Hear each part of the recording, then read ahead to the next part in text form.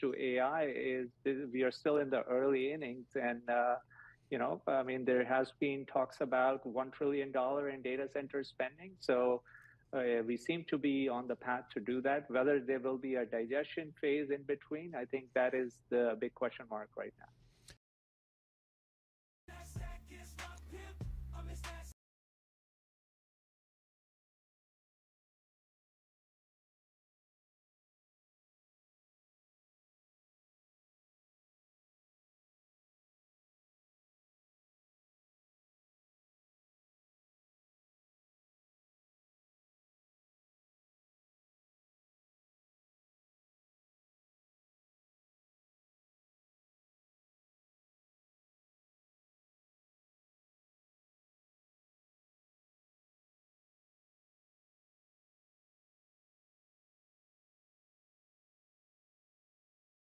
Déduit de votre solde. Ah, ça c'est bien.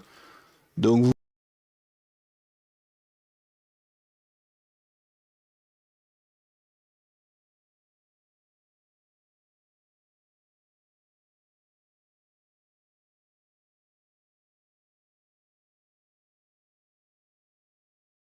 déduit de votre solde. Ah, ça c'est bien. Donc vous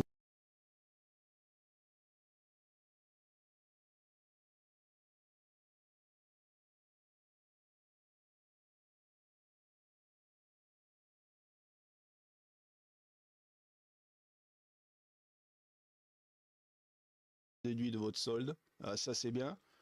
Donc vous blew me away. What kind of drug? What kind of drug would you compare it to? It's like the only time I use it. That's it. And do you experience like euphoria when you're writing on occasion? Yeah. Do you blow your mind? Well, these ideas are not, they're coming from fucking the ether. They're coming from somewhere. I know that creativity is an individual thing and it varies, but for me, it's like my best ideas seem to come out of nowhere. It's like I don't even know if they're my ideas. They're coming from some place. And this is the concept of the muse, right? Like the muse is bestowing upon you these beautiful gifts of creativity.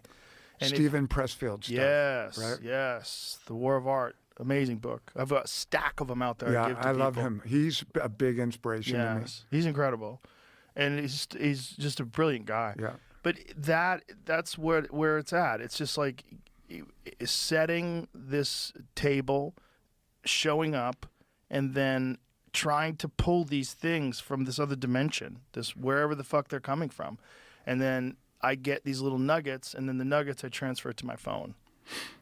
I feel bad for people who never get to experience that. Yeah. You know, I keep a necklace with a dog tag and a quote from a William Blake poem, and he said that has always just helped me quite a bit.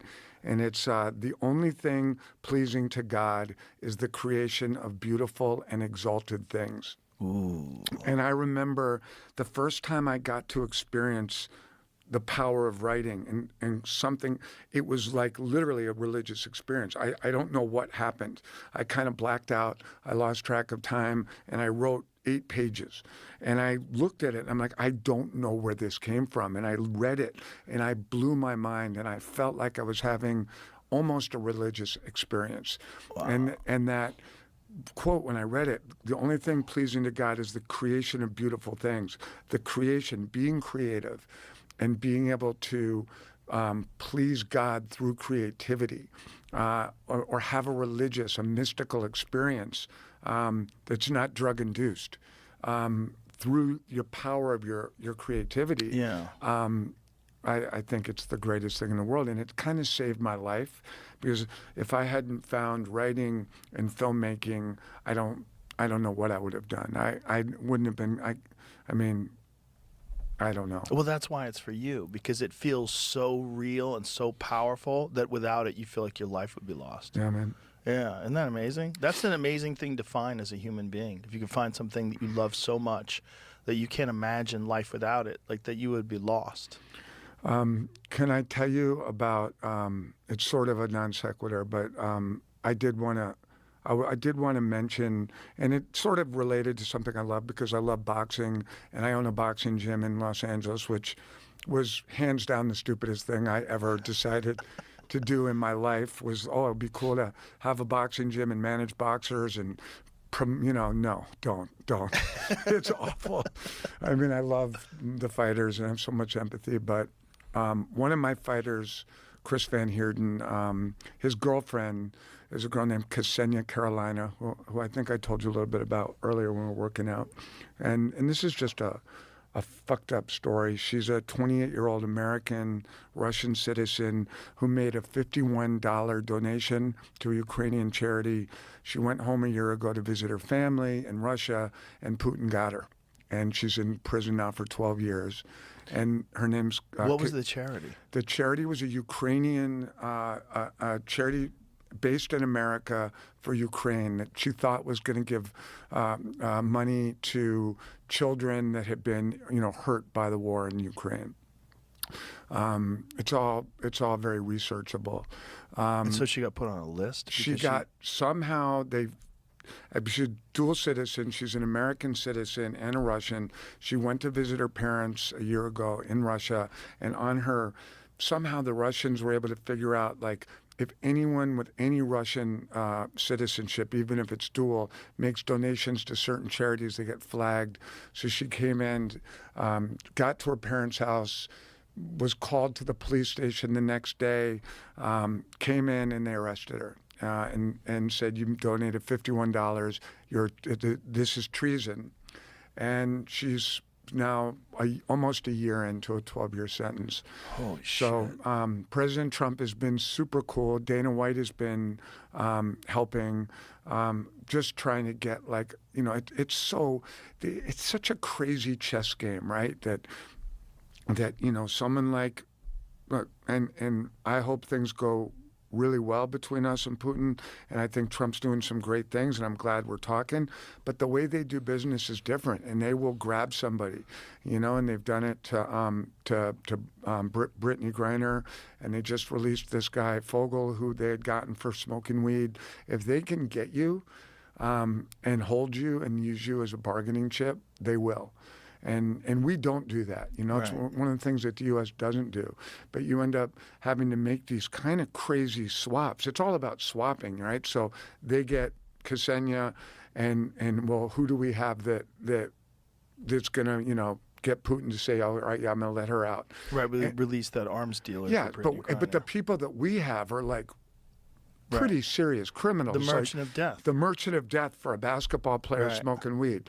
It's crazy, but, if you love Brittany Griner, I know Ksenia, and my, good friend is engaged to her, and he's in hell, and it's like, we need someone to trade, and so it's not going to feel right for, people. We're going to have to trade someone that's done some pretty bad things to get this girl out of prison. And that's the game that these guys are playing. And it's not a game that you ever want to get involved in. And I wish I hadn't, but I have. And, Ksenia is a beautiful girl, and she's in a really bad way, and she doesn't deserve it. So. And it's so true that we don't do that in America, because there's a lot of Russians that fight in the UFC, and they don't even get booed. No one even cares. They love them. Especially when they're really good. People get excited. Khabib is I mean, we don't do it. And that's, we take, America takes a lot of shit, and I don't know, maybe, what we deserve and what we don't, but we don't do that. We don't detain 28-year-old ballerinas for smoking weed and throw them in prison for 15 years, 20 years. Right. We don't take people and say, well, you donated $50 to a charity that we're not aligned with. We're throwing you in prison for 12 years. Wow. Yeah, so it's... but yeah, owning a boxing gym and you were telling me about how when you met Canelo and Canelo came to your gym to train, I thought that was almost worth owning a boxing gym. Yeah, Canelo saved my gym. Canelo, I sparred with Canelo. Did I ever tell you that? Jesus. On my birthday. I hope he was nice to you. I was flying. I landed in LA and I had a few drinks on the plane. I wasn't drunk, but I wasn't sober. Walked into the gym. Canelo was training he was in camp. I don't remember for which fight. I walked in, I announced it was my birthday, and I wanted rounds. Okay? And I wanted rounds. And Eddie and Chepo and You his called it on yourself? Oh, I called him. I go, it's my birthday, and I want some fucking rounds. And he just kind of stared at me. And I ran up, didn't warm up, got my stuff on. Pedro wrapped me up. I put my gloves on. I waited till one sparring partner was out. I go, me. And to Canelo's credit, he only threw one punch, okay? I went 2 rounds with him. He threw one punch at the end of the second round, but it was a jab. And the way it landed, I've never been hit like this. He locked my jaw and my whole neck cracked. He locked my jaw down. It was a perfect jab, and he threw it at maybe, 20%. It was just this one perfectly placed jab. But I did spar 2 rounds with Canelo, and I can say that honestly. He went extremely easy on me. Well, that's very nice of him. But yeah, I mean, it was cool because I got to see his whole journey when he came into our gym, and he was just starting, and I think he was fighting a guy named Lopez, and he was just this little redhead, skinny kid, and to see his progression, he's one of like the only good stories in boxing. That if you ask me, like, name 2 good boxing stories, I'd be like, well, I think Alvarez is a pretty good story. He's, stayed with his trainers. He's a, family man. He's, carries himself well.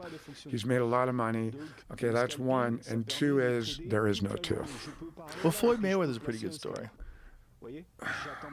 Yeah, all right. I'll give you Floyd Mayweather. You're right. Yeah, 50-0, all his faculties, still making millions. Just bought all the real estate in New York. Yeah. Okay, you're right. I'll give you Floyd. For some reason, it's always hard for me to put. And you're right. Floyd is. I got another one. Hold on. Okay. Current? Yeah. Sugar Ray Leonard. No, Andre Ward. Andre Ward, Olympic gold medalist, two-division world champion, retires undefeated, brilliant analyst. They offer him millions of dollars to go and fight Canelo. After he's retired, he says, I think I can serve boxing more as a commentator. I will give you Andre Ward, but I would submit that nobody knows who he is. Other than boxing fans, of course. Yeah. But I mean, he never. Right, he didn't achieve superstar status. He never crossed over. Yeah. But yes, and I he's don't a think great. Sugar Ray Leonard is necessarily the great example either, because He saved his money though. But he took a lot of fights that he shouldn't have taken later in his career, like against Terry Norris and those kind of fights. Like, I just put him in. I put him in a slight like a positive story, just because I've been to his house. He's rich. He's still, sharp. Well, that's good. He's handsome, and he's well-spoken, and he didn't take his brain. right, he didn't take his brain. The stories of, like working-class boxing gyms, like Churchill Boxing, my gym in L.A., which I technically don't own anymore because it just was turning into such a headache. If you could see the day-in, day-out trials and tribulations that these fighters go through, and you know it from UFC, I think that boxers have it like harder. I can't prove this, but boxing is a more dysfunctional state than UFC, mainly because of Dana, and the fact that Dana's been able to monopolize it, and that there's a system that you're a huge part of that makes sense, and that there's good people involved at the top and on the broadcasting and all of it. Boxing has none of that. Right. And so it's this broken, dysfunctional mess that is just begging for someone, hopefully Dana, to come in and organize and clean up. They are talking about doing that, and Turki Al-Sheikh, who is running Riyadh season, has done a phenomenal job of putting together these incredible fights. He's basically just said, there's a lot of resistance getting these top fighters to fight each other. What's the resistance? They want to maximize their earning potential by staying undefeated and avoiding the really tough challenge. Just give them the money now. Yeah. And he's having all these fighters fight these dangerous fights, and it's incredible for boxing. Do you think that there's a way for Dana and UFC to work with him? Yes. I mean, they're talking about doing that. How would that go, do you think? What would it look like? Well, I mean, he obviously has an excellent relationship with them because, you know, Riyadh season helped promote the big event at the Sphere. Which was an insane. So cool, venue. right? Have you fucking been to I haven't been there, experience but I watched the UFC fight. It's the greatest. Did you weren't there? I wasn't it's there. It's the greatest venue in the history of anything. But it doesn't overpower the experience? I don't know, man. It didn't overpower the fights. The fights were insane. They were so good. But it was like the arena itself is so spectacular. Yeah. I would say go to see any band there you possibly can. Go to see anyone there. It's so good. Yeah. The graphics are so mind-boggling. It's like you're on a drug. Yeah. It's like you're having a psychedelic experience. I mean, the moment I walked into it, I was like, you gotta be fucking kidding me. It's so incredible. Actually, there's a video of me. Like, I made a video. I wanted to film my Of your very reaction? first reaction, the very first time I walked into it, and it blew me away. What kind of drug would you compare it to? It's like you're in a different dimension. It's like this Like is a mushroom, like a DMT? well, it's like it's so. Oh, this is actually me walking in. Give me some volume. This is my first time ever being inside the Sphere. This is it. Holy and this is just, they're just practicing and doing rehearsals of all the graphics packages. This isn't even, the audience isn't even in yet. This is insane. Oh, wow. And this is nothing compared to when they had the graphic packages running, and I mean, it was unbelievable. It's just the amount of money that it cost to put on a show there, though. Do you think that, like, is it going to be profitable? Like, how do you make that money back? Like, I don't know. how much did it cost? I think the UFC spent something like $25 million over a normal budget for For an event. An event. But I was just thinking, like, if you pay, I think it was Dolan, it was the Madison Square Garden folks that put that deal together. And I'm like, well, okay, it holds how many? 35,000? 20? I don't think it's even that It's much. not that big. And I just, like, someone spent a lot of money on that screen, right? Yeah. Like, that's a lot of technology. Yeah. But so you thought that Turkey, he did a great job, but was Turkey involved in the UFC fight? He was involved in Riyadh season, was a part of the Sphere event. It was co-promoted by Riyadh season. So in theory, Dana could work with him in Yes. some way and start. That's the plan. And they own Ring Magazine now. So the reason why that's significant is the Ring Magazine belt is one of the only belts that has kind of been, there's a bunch of different organizations that are sanctioning bodies. There's the WBO, the WBC, the IBF. There's all these different, it's very fractured, right? But Ring Magazine has always been like, Roy Jones Jr. was the Ring Magazine middleweight champ of the world, the Ring Magazine super middleweight champ of the world. Like, that's the gold standard is Ring Magazine. So there would be one belt in this. Right. See, If they can do that and then overpower everything else with money and then really put the compelling fights. Like, did you watch this past weekend Artur Beterbiev and Dmitry Bivol? Yes. What a fucking fight. Yes. Probably the greatest light heavyweight fight of all time. Incredible. Bivol trains in our gym, by the way. Does he really? Churchill Boxing. The hardest punch I've ever seen anyone throw in my life was in our gym. David Benavidez was sparring Bivol. And David Benavidez is a great fighter, but Bivol caught him and dropped him with the jab in sparring. Whoa. In sparring. Bivol, incredible fighter. Amazing. He's So an is example. Benavidez, So by the they way. both are. Those are actually two guys that I feel like could do it right.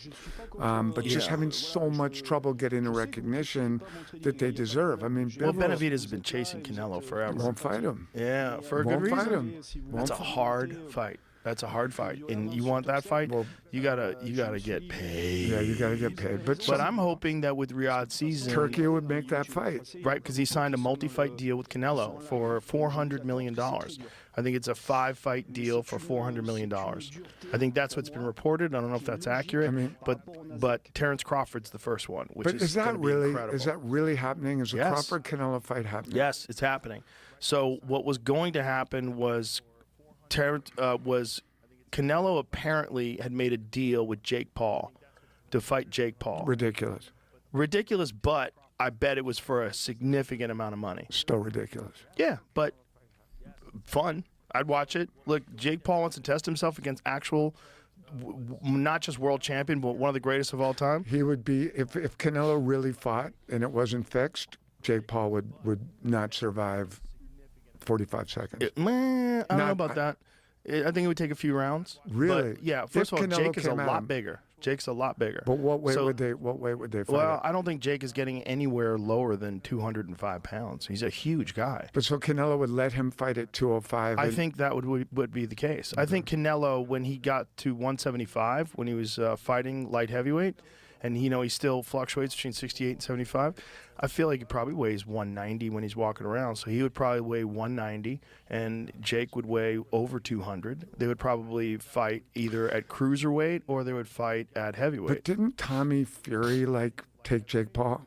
No, he beat him, but it was a But very he- good fight. It was a But, very good fight. that's what I'm saying. But Yeah. Tommy Fury versus compared to Canelo, you Right. think? Different levels. Yeah, no doubt. Look, who's favored for sure? The greatest of all time. I mean, one of the greatest boxers of all time in Canelo Alvarez. He's the favorite. But I'd like to see what happens. It would be crazy.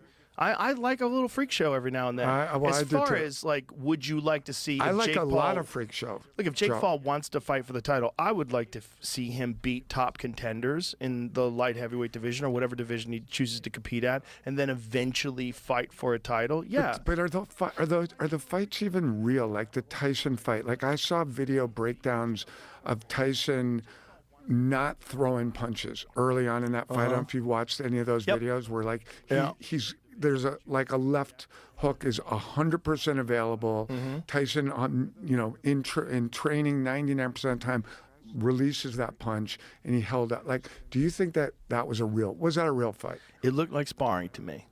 That's what it looked But like. to me. with an arrangement beforehand? I wouldn't want to speculate because I haven't talked to anybody about Right, it. But okay. my educated assessment, Agree. yes. Agree. It looked like sparring. It didn't look like a fight. And you think if Canelo and Jake Paul agreed to do it, I don't think that would be that. I think that would be a fight. that would be a fight? That would be a fight. Like a sanctioned, Yes. real, not an It would have to be a fight. Yeah. Like I 12 don't think Canelo Alvarez is making any agreements where he's not going to knock you out. Well, he's He not doesn't- taking the fight, though, right? No, well, this is what happened. So they had this agreement, and Jake Paul actually told me about the agreement when I met him at the inauguration. We were talking about it, and I was like, holy shit, it hadn't been announced yet. I was like, that's crazy. And then Turkey came along and said, fuck all that. Let me throw some money at you. And said, stop with all this bullshit. You need to be fighting the greatest fighters in the world right now. You need to be fighting Benavidez. You need to be fighting Terrence Crawford. So Terrence Crawford is first on the list. And a lot of Second on the list, according to reports. Right. I thought they who's pushed first it on the list He's now? supposed to fight Crawford in September, and they're going to have him fight Cinco de Mayo weekend Against, like, a either no-name, right? Skull, William Skull, Scull. That's why I was asking. I Title don't. from Strip Canelo last year, or unnamed. Do they have a date for Canelo Crawford? Is it September 13th, supposedly, but nothing's Yeah, been see, signed that's kind of crazy that they're going to have another fight beforehand. But it does give Crawford time to bulk up. So Crawford got on scale the other day. He was 185 pounds. really? Yes. And he's doing deadlifts. He was doing deadlifts with 450 pounds. Crawford is a strong dude. I'm going to put Crawford in another success story of boxing. I'm totally just Yes. contradicting myself. Now I'm remembering. You're right. I love the guy. He's fantastic. I know you've had him on, right? He's a couple times. He's so good, and he's the best switch hitter in the game. Yeah, Maybe yeah. the best switch hitter since Marvin Hagler. yeah. Yeah. He's phenomenal. Yeah. And he's so intelligent. Like his boxing is so clever. He sets traps. How old is he? 36, I And believe. Canelo's like 30. So Crawford is 37. Yeah, I'm looking at a thing right now. How old is Canelo? I think he's 35. 34, 35. He's still in his prime. What's crazy is fucking better be if it's 40. and went 12 hard rounds where they never slowed down once. Yeah, that's because people like you are getting us all in crazy shape, Joe. Like, these guys are living forever.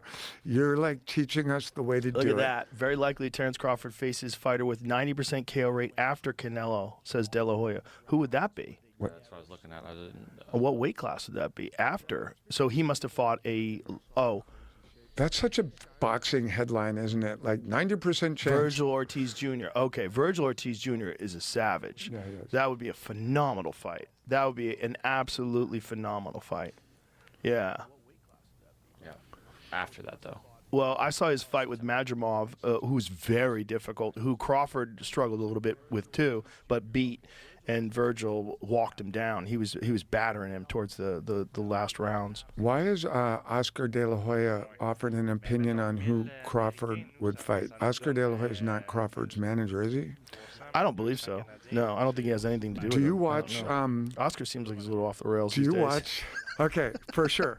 And I mean, God love him, and I Looks do. like he's having a good time. Do you watch his clap? Like, okay, I know social media. I said don't scroll, and certainly like Insta-hoes are bad. Mm-hmm. My favorite Instagram account is Oscar De La Hoya on his Clapback Thursdays, where he and then he rips into Eddie Hearn basically, and it's deranged. It's absolutely deranged, but it's funny, and Oscar clearly doesn't care. He does, like to your point earlier, he does not give a fuck, and he just rips apart anyone and everyone.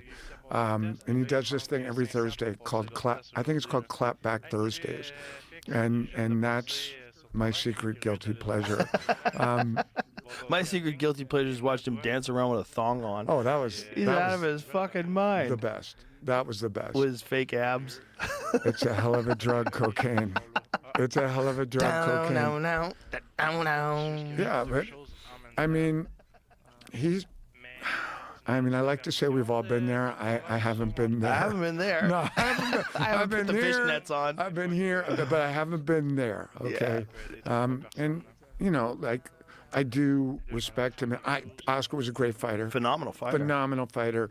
But I mean, come on now. It's like Oscar De La Hoya and all that's coming with him, and Eddie Hearn, who I also like quite a bit. And then you've got Al Heyman and Bob Arum, you know, is well into his 90s and is just going, it's chaos. Yeah. And that's the problem, is that they're represented by different promoters, and it's very difficult for people to co-promote.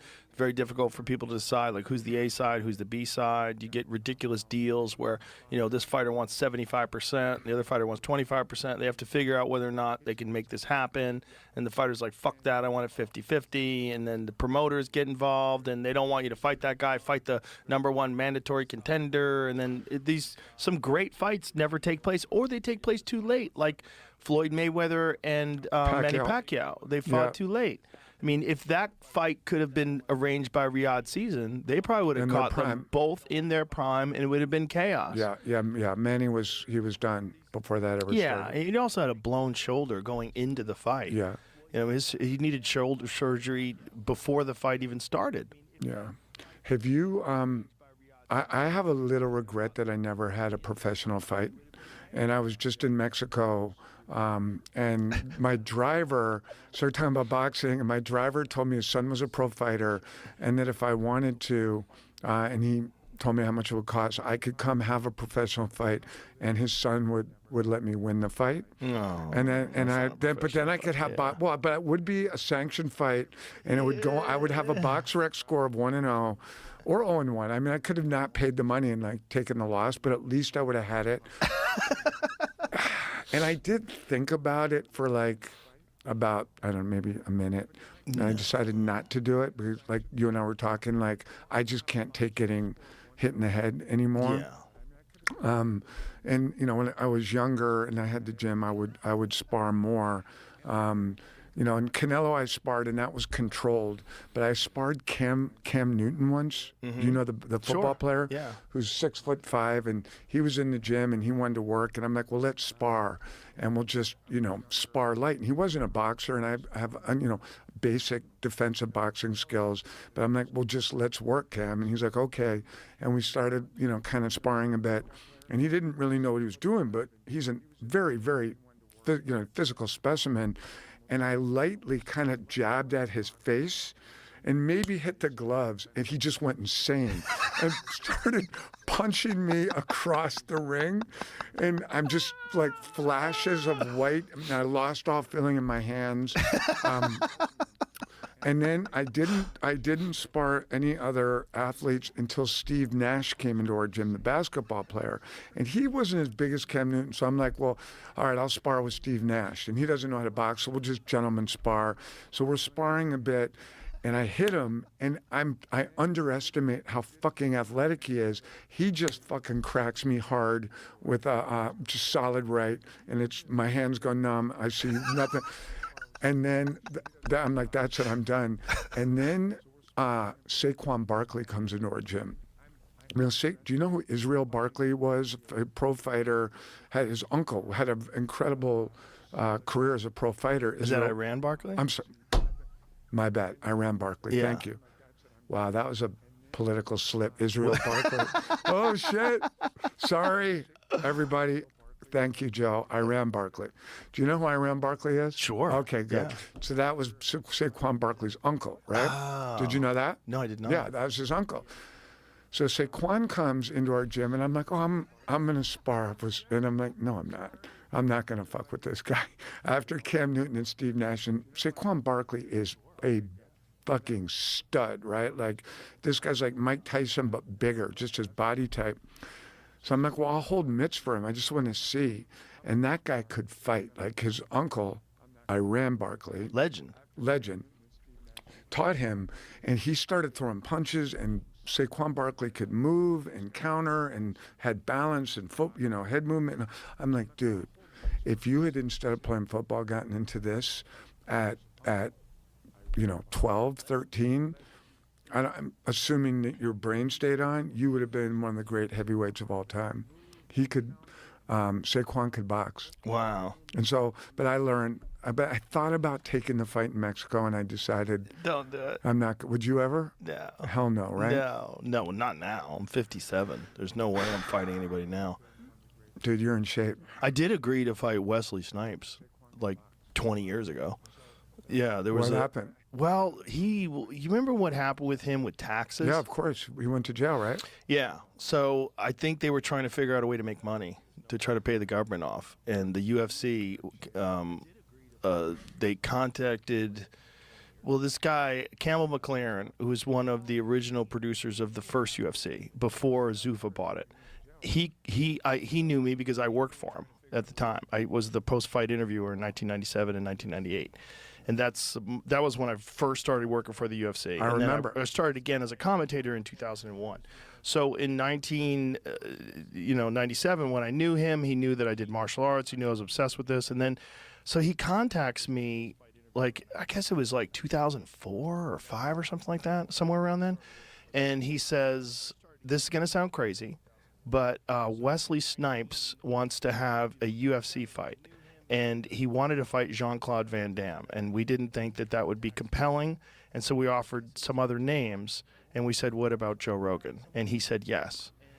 And I said, well, what do you mean, like, when are we talking about? Like, how, because I've been training. I was brown belt in jiu-jitsu, and I'd been training kickboxing still. I was regularly training, and so I would have had to really ramp everything Well, up. and he was kind of a martial arts guy, Yeah, right? he's a Like, martial artist, but yeah. I don't think he's ever had a fight, and I don't think he has any ground game. And that's a giant problem. No, And you would have so- gotten a hold of Well, him. also, I was a national. I mean, I competed nationally in Taekwondo for 5-6 years. Traveled around the country, and I had 3 kickboxing fights. I was a good stand-up fighter, and I can kick very hard. I'm very good, and even then I was even better because I was in my 30s. So what happened? he didn't want to do it. Like as For time went every on, reason you just said, you would have killed him. as time went on, I think he kind of understood that it was a bad idea. Yeah. I think initially he thought maybe, who knows? It could have been fucking chemically fueled. These conversations with the him. desire to have it was chemically fueled, and then he It could have sobered been. up. But I trained every day. I trained for 6 months. You would have annihilated him. I was kickboxing with Rob Kamen in the morning, and I was doing jiu-jitsu at night. I was fucking exhausted. Prepping for the Wesley Snipes Yes. fight, or just in. We were in negotiation. No, So you the were- first negotiation was 50-50. They were going to split it 50-50, this and that, blah, blah, blah. And I said, okay, great. And then a couple weeks went by. I had lawyers involved, the whole thing. And then it was like, Wesley wants 60-40. But this time I'd already invested so much time training. I go, okay. I just give it to him. I'm like, I'm going to fuck this guy up. I go, just give it to him. Just give it to him. Yeah. And then it got to a point where just give me $500,000. I don't care what you give Wesley. Right. I go, give me $500,000. We'll go. And we agreed on that. I said, I don't care what you give him. Just give it to him. I'm going to fucking strangle this guy. I'm going to get a hold of him, and there's not going to be a goddamn thing he can do about it. I was convinced. And I was like, So was Wesley convinced. it was He obviously so, knew that. but it was so engrossing. Like it took up all my energy and my time. Right. Like when my mind shifted into like what it was when I was younger and I was fighting. It was wild. It was weird. Like I became like a different person for like almost a year. So like when you hear the name Wesley Snipes now, I have no animosity. there's not towards like him. a little part of your brain that still flips. And No. I think he did a smart thing. I think he did a smart thing by not doing it. It's just so interesting, and the idea that you got to experience a version of what it feels like to prepare to fight someone. Yeah. Because people just don't get it, right? Well, I had fought a bunch of times, you know, and I know when I was younger. I mean, it had been more than 10 years since my last fight, but I knew what it was like. Mm-hmm. I knew the experience. I knew what training and preparing was like, and I also knew that like I was a like legitimate brown belt in jiu-jitsu. Dude, you I had would have been training fucked him jiu-jitsu for a up. while.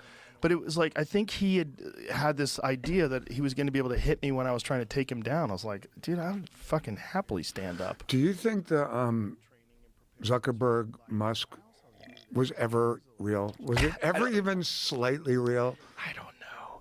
That to me is the most. Could silly. you ask him, please? Zuckerberg is legit. He trains hard. He trains with legit guys. He trains all the time. He's very smart and very obsessed by it, and he's like legitimately training. He's significantly smaller than Elon. Elon's a big guy, but that only goes so far, especially if you don't have any endurance. But does Elon? What do you think Elon's fighting skill strategy would be like? But he took karate when he was younger. So would he come karateing? I don't know. I don't think it was ever going to happen. I mean, I was entertaining it because I think it would be fun if it did happen. And Elon said he would do it, and Zuckerberg said he would do it. But like, I don't know how the guy tweets as much as he does. How the fuck could you train for a fight? I mean, how do you run SpaceX and Tesla and the Department of Government Efficiency and Starlink? Joe, Like, he's your friend. You know him better than we do. How the fuck does he I do don't it? know how he does it, and I'm his friend. I don't know how he does it. I don't understand it. I've never seen anybody who knows how to manage time better than that guy. Yeah. But And he's also has like 100 kids. Like I don't get it. He's a different type of human. I just love the idea of people that don't ever fight having to suddenly have a fight, right? Just like because people who've never fought but suddenly get themselves. And Yeah. Okay, here's another secret. Don't when I do scroll, I look for street fights with people who don't know how to fight, or drunk people fighting is funny Yeah. too. But okay, Elon and Zucker, Mark, are going to fight. Okay, let's say it's going to really happen. They both train, but they're not fighters. So however much they train, they're still running their other businesses.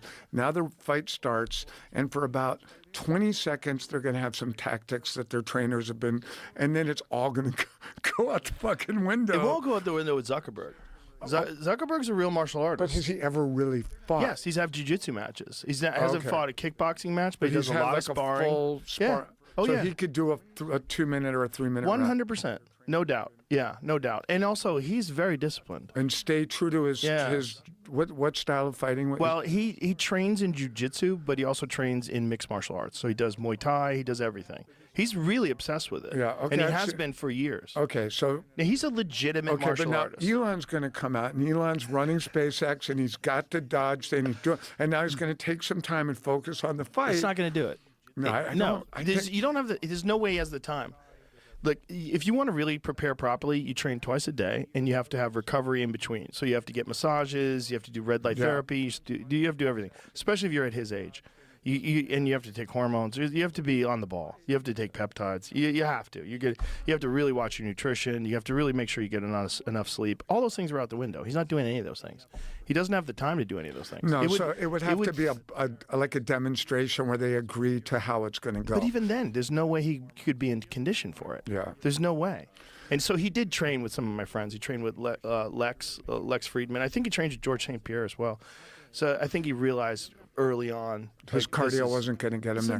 His cardio is what- non-existent. What is harder on cardio than boxing/UFC, do you think? Like, I always say boxing, people don't understand how exhausting 40 seconds of sparring is. Like, I've never fought UFC.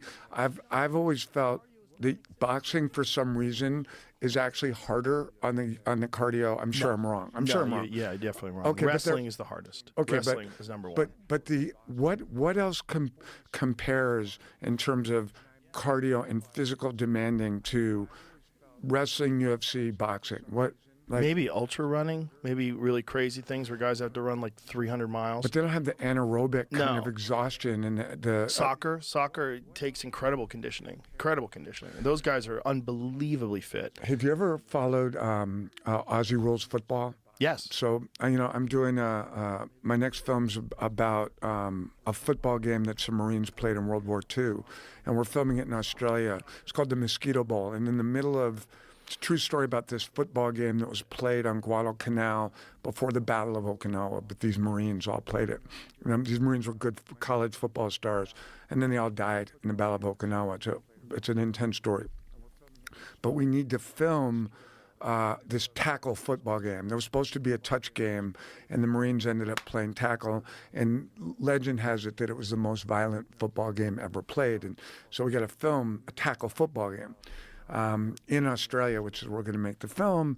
And like, stuntmen are tough, but like playing tackle football, is a fucking painful thing to do, right? Imagine, even like Turkey Bowl touch football games on Thanksgiving get like people are in the hospital. So I was just in Australia, and I had the idea that, well, like Aussie Rules football, it's perfect. We'll just take a bunch of these guys and teach them how to play tackle football, and they'll really do it. So I just went to an Aussie Rules football practice in Brisbane, Australia. And those fucking dudes are tough. They are tough. If you ever just watch like the highlight reels of Aussie, no pads, full smash. And I put that. Yeah, here it is. These are the guys we're going to use. Oh my God, these to fucking play. collisions. Dude, Jesus. I think these are the toughest athletes. I think this is how they should play regular football. I do too. I really feel like the pads are bullshit. But the only way you can play American style football is with pads. Because like the collisions that these guys have, like your career would be cut short. Look at this guy. Look at him. Oh, out cold. He's Yeah, done. Stiff. Look at this. Look at the hitting is just fucking nuts. And I'm sure a lot of head-to-head collisions too. So I went to a practice of one of these teams, just got back, and they were, and I brought in American football. And I'm like, all right, do you guys have any idea? And they're like, zero. I'm like, come on, you sort of have to know something. And they're like, zero. So I get, they just know nothing. Like, how much of cricket do you know? Zero. Okay, if I had a gun to your head and said one rule of cricket, could you do it? No. Could you do it? No, you couldn't. No. Like, it's cricket. Do you understand? The ball's got to stay in. I think I've seen him try to throw it back in. But I Stay don't know into the rule. what? I The don't know ball has to fucking- stay into what? In the field when The they hit it pitch? far. They call it the Okay. pitch? We don't know shit. No. Do you understand how fucking popular cricket is? Gigantic. Like, bigger than football. Huge. Go to India or Sri Lanka. I mean, like, these Yeah. people go nuts. So in Australia, they have 100,000 people stadiums for Aussie Rules football. So I go and I'm like, I'm meeting these guys, and these guys I think are big stars. I don't know them, but this is a major Aussie Rules football team, and I got the football, and so I lined them up 11 against 11, and they're really kind of starting to get into it, and they're lined up center, guards, tackles, ends, quarter, and I'm like, all right. So what do you think? They're like, yeah, we don't like it. I go, well, let me help. Tell me what this does for you. All right, you're the center. If you were doing this in American football, you'd be making $6 to $7 million a year. You're the tackle on blindside. You're making $40 million a year protecting Patrick Mahomes. Okay, you're Patrick Mahomes, and I'm telling them how much money they would make because these guys make no money. Right. There's no money in it. Which is crazy. Crazy. And then they have... Do you know tall poppy syndrome? Have you heard of this? Like yes. There's no ego. Like these guys, they're huge. They're members of these super successful teams, but they don't have the ego of American athletes, and they don't get the attention. And it's tall poppy syndrome. They're culturally, conditioned to not brag and to not boast and to be humble. And I don't know. They like to see people get knocked down when they get too big. Yeah, for sure. That's tall poppy. Tall poppy. Syndrome. They cut the tall poppy, gets its head cut off, so they stay humble, which I kind of thought was kind of cool. Just realizing that I was like hanging out with like the captain of an Aussie Rules team, and I had dinner with the captain of the New Zealand All Blacks, the rugby team, and this guy. This was a little while ago, a couple of years ago. This guy in America, I mean, the All Blacks, like the most popular rugby team, and the most humble dude ever. And you go to a restaurant and nobody bothers him. He, no security, no nothing. We don't. That would never exist here.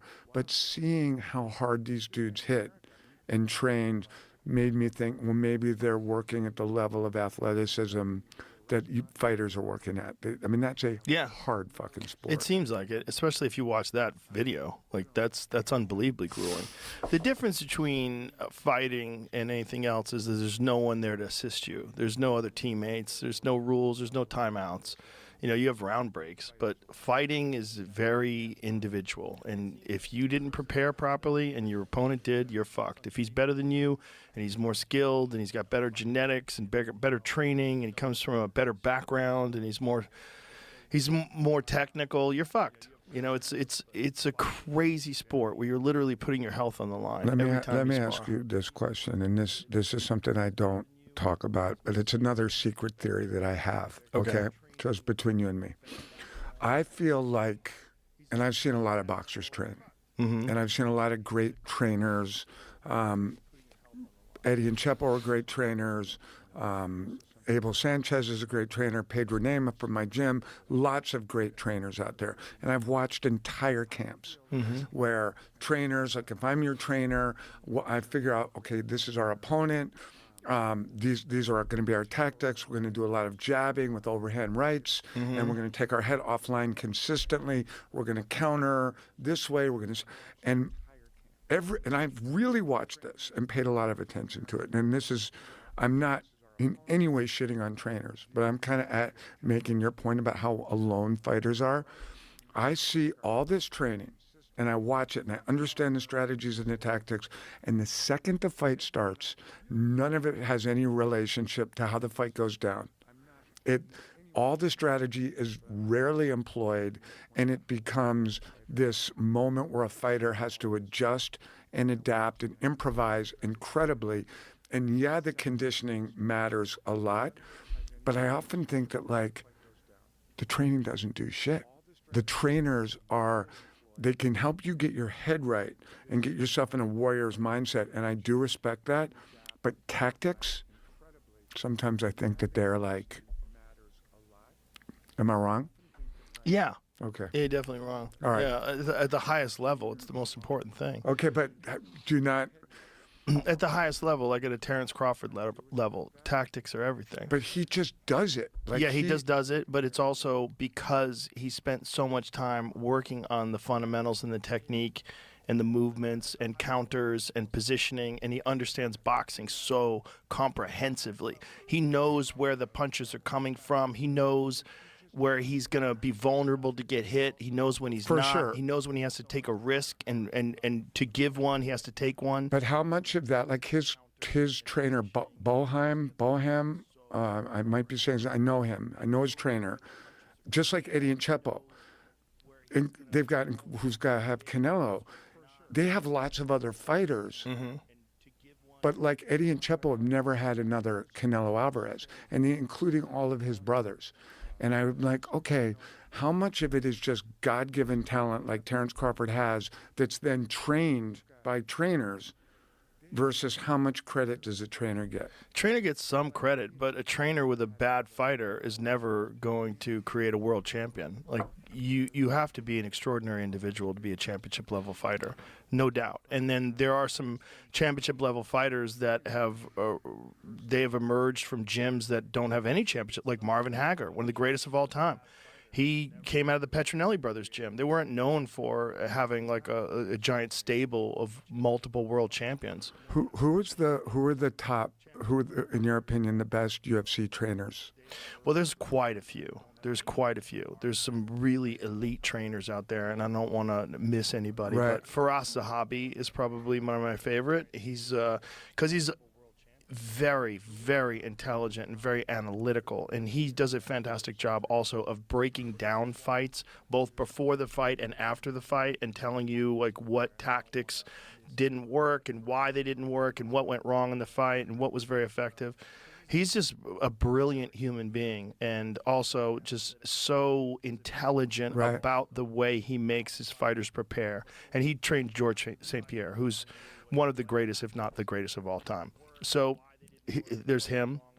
There's Greg Jackson and Mike Winklejohn from Jackson Winklejohn in Albuquerque, which is a phenomenal gym. That's where John Jones came from. Multiple world Yes. champions have come from that gym. Those guys are phenomenal. John Crouch in Arizona, he's phenomenal. There's just so many fucking like top of the food chain guys. And how much of that skill is, and if it's all equal, I get it, but how much of that skill that makes a great UFC trainer is, okay, if I'm your trainer and I'm getting you ready for a fight, I'm going to study your opponent, I'm going to study your opponent's strengths, his weaknesses, his tendencies, his tells, and I'm going to train you in relationship to that and be right, right? So you can anticipate where there's going to be an opportunity and take it. How much of it is that, and how effective is that, like, versus how much of it is, Joe, I got to keep you fucking ready for anything. I got to keep you in shape. I got to keep you mentally, like, good. I got to remove distractions, and I got to be like your father, your uncle, your brother, and everything else in between. Do you know what I mean? Yeah, I think there's both.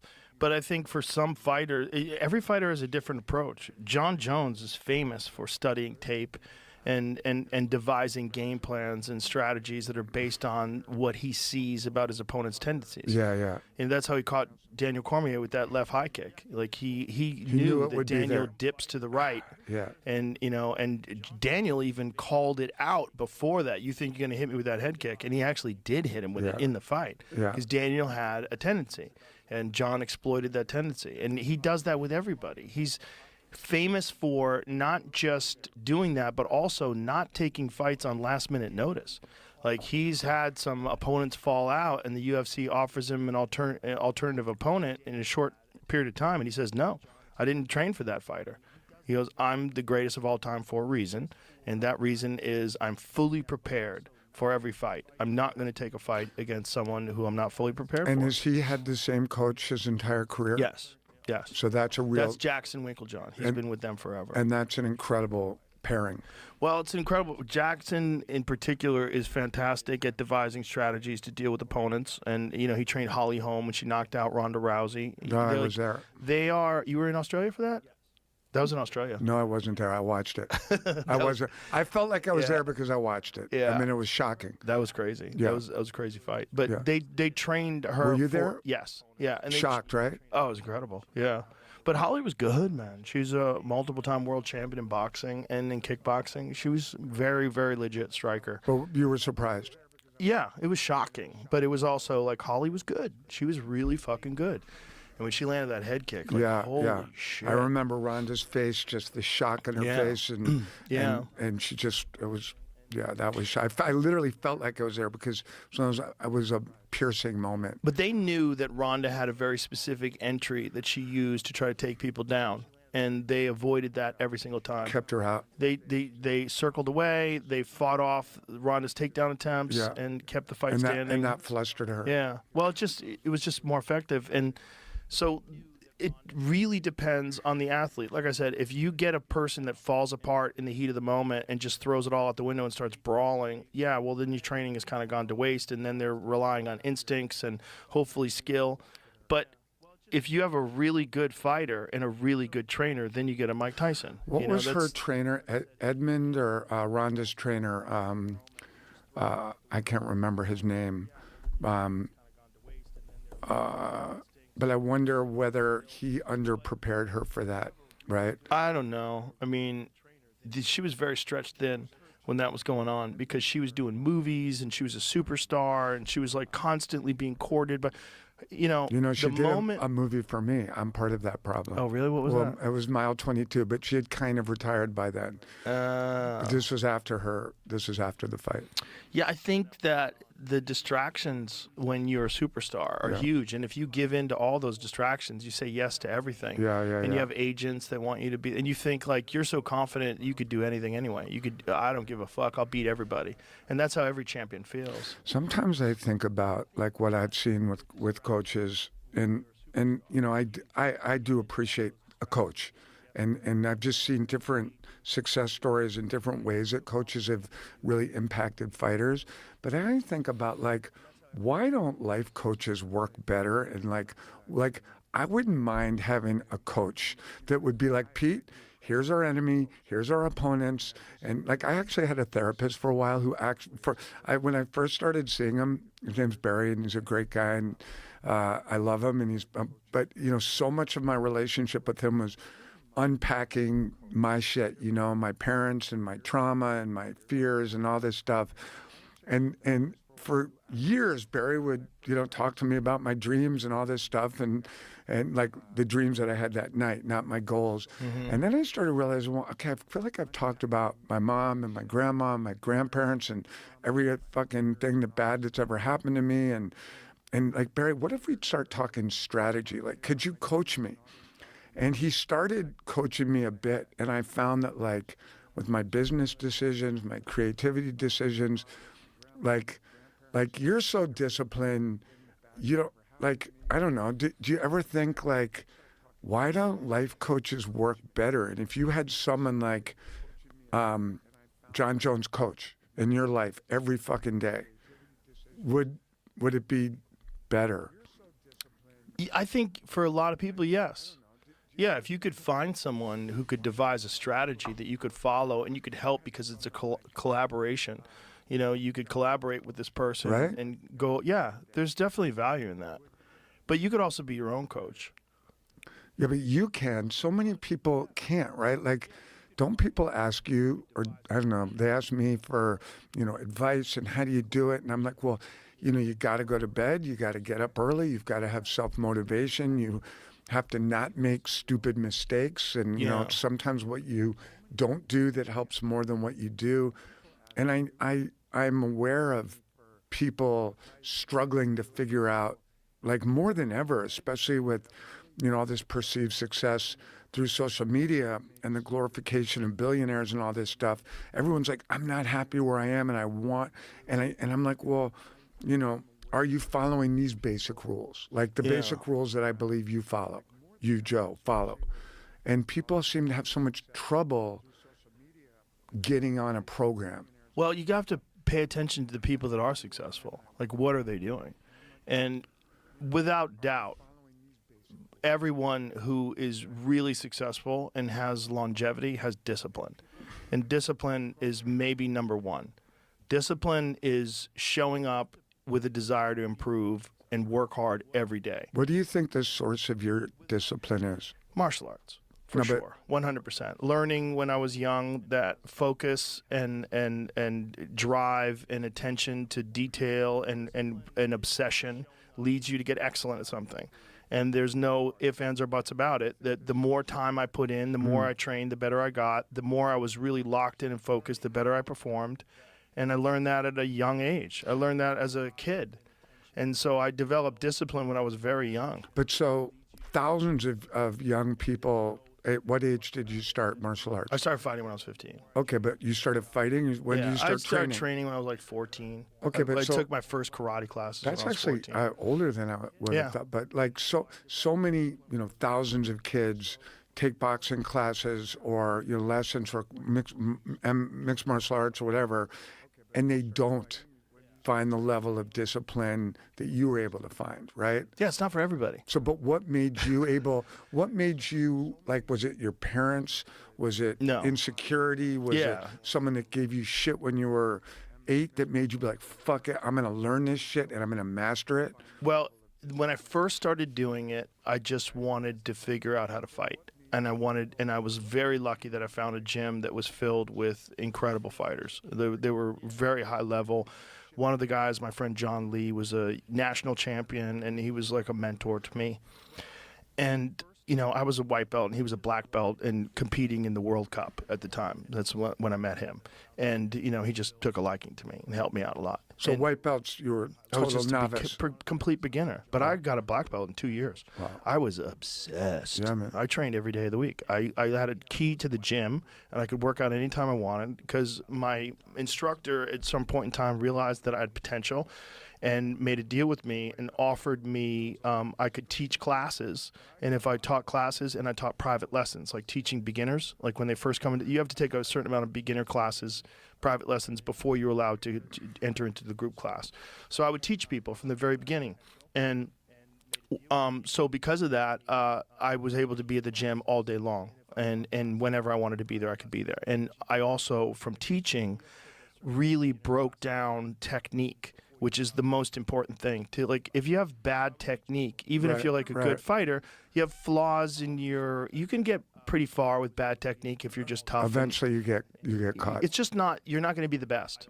The best have excellent technique, like without doubt, especially when it comes to martial arts.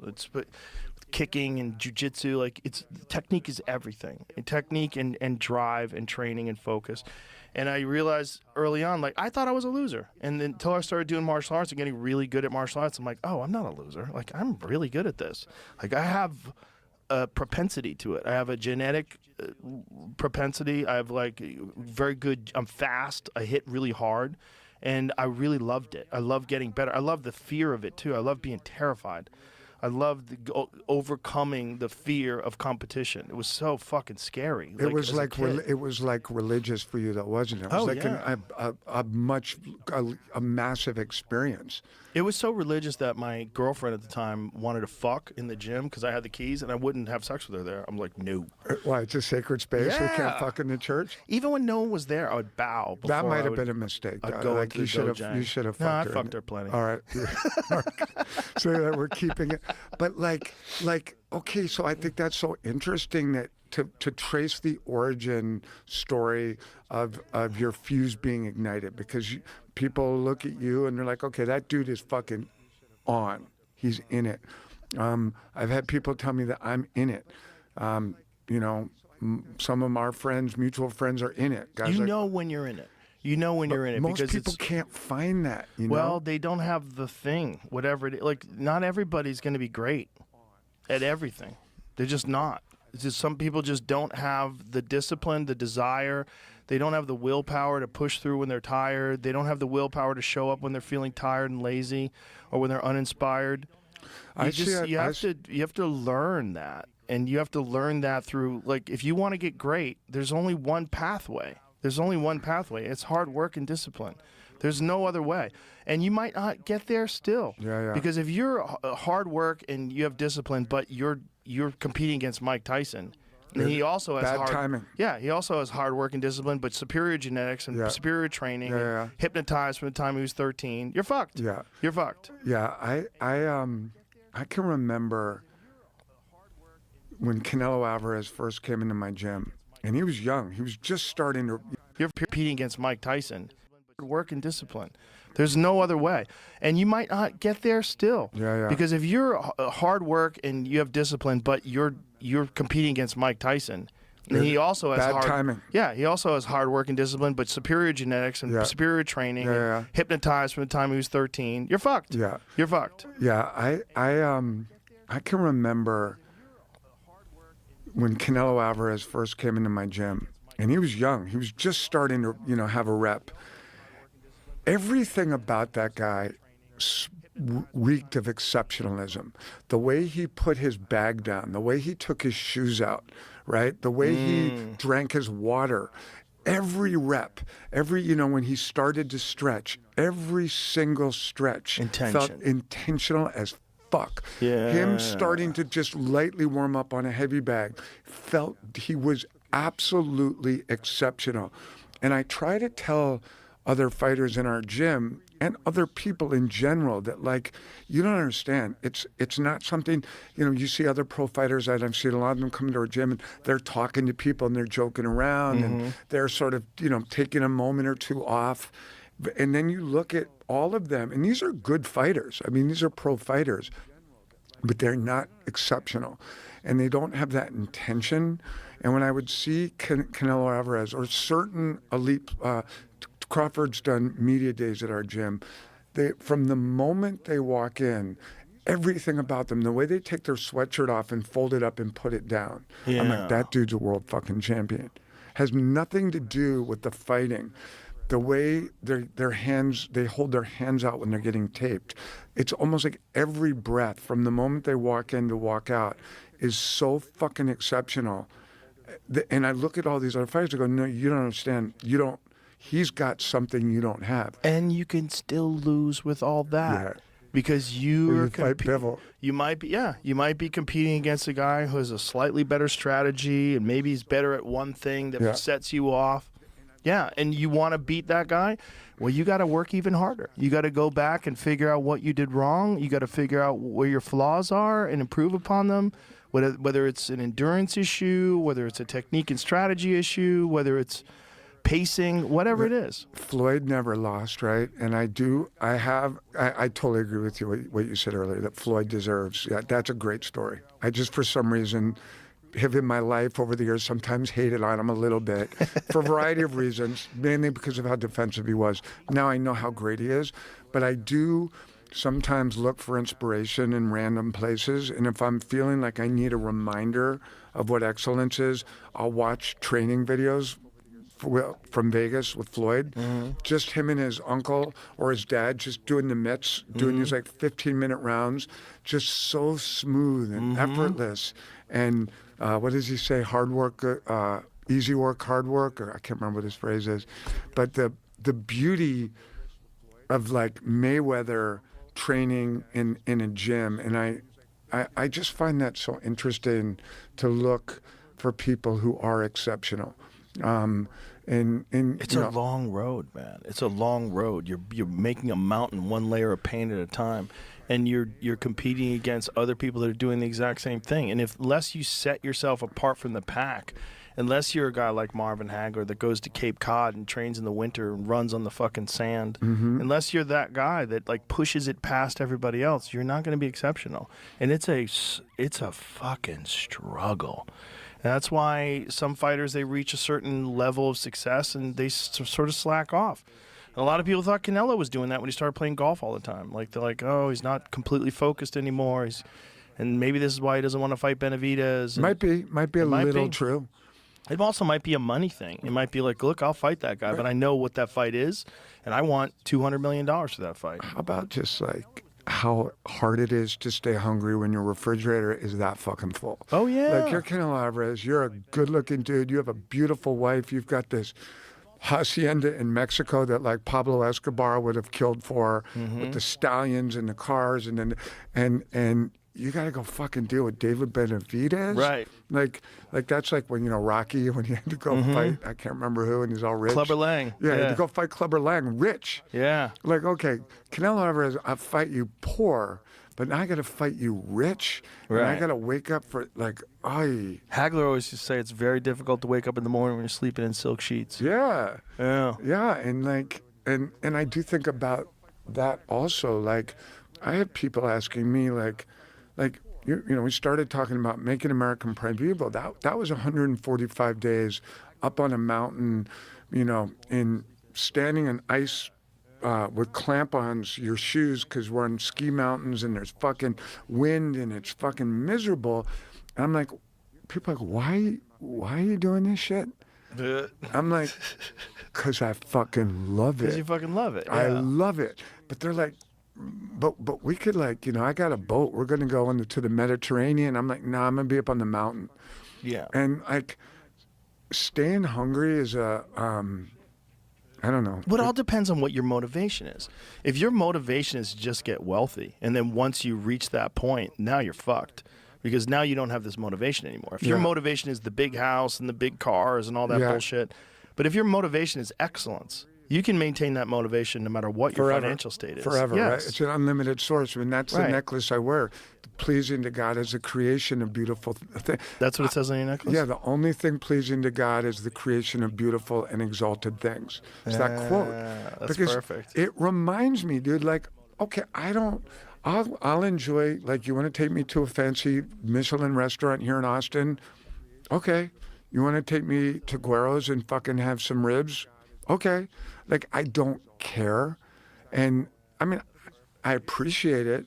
Right, sort but of. it's not your primary Hell motivation. fucking no. Your primary motivation is not to show up at the big party and have everybody kiss your ass. No. No, it's creation. The creation of great art. Correct. And if you're a fighter, it's the same thing. It's like to be excellent, to be unstoppable, to be the best of the best. And if you have that motivation, you can maintain that with wealth. You can still get hungry to be Canelo and come out and fight David Benavidez. But it's obviously very hard to do, which is why most fighters don't maintain it once they achieve wealth. Who's the best?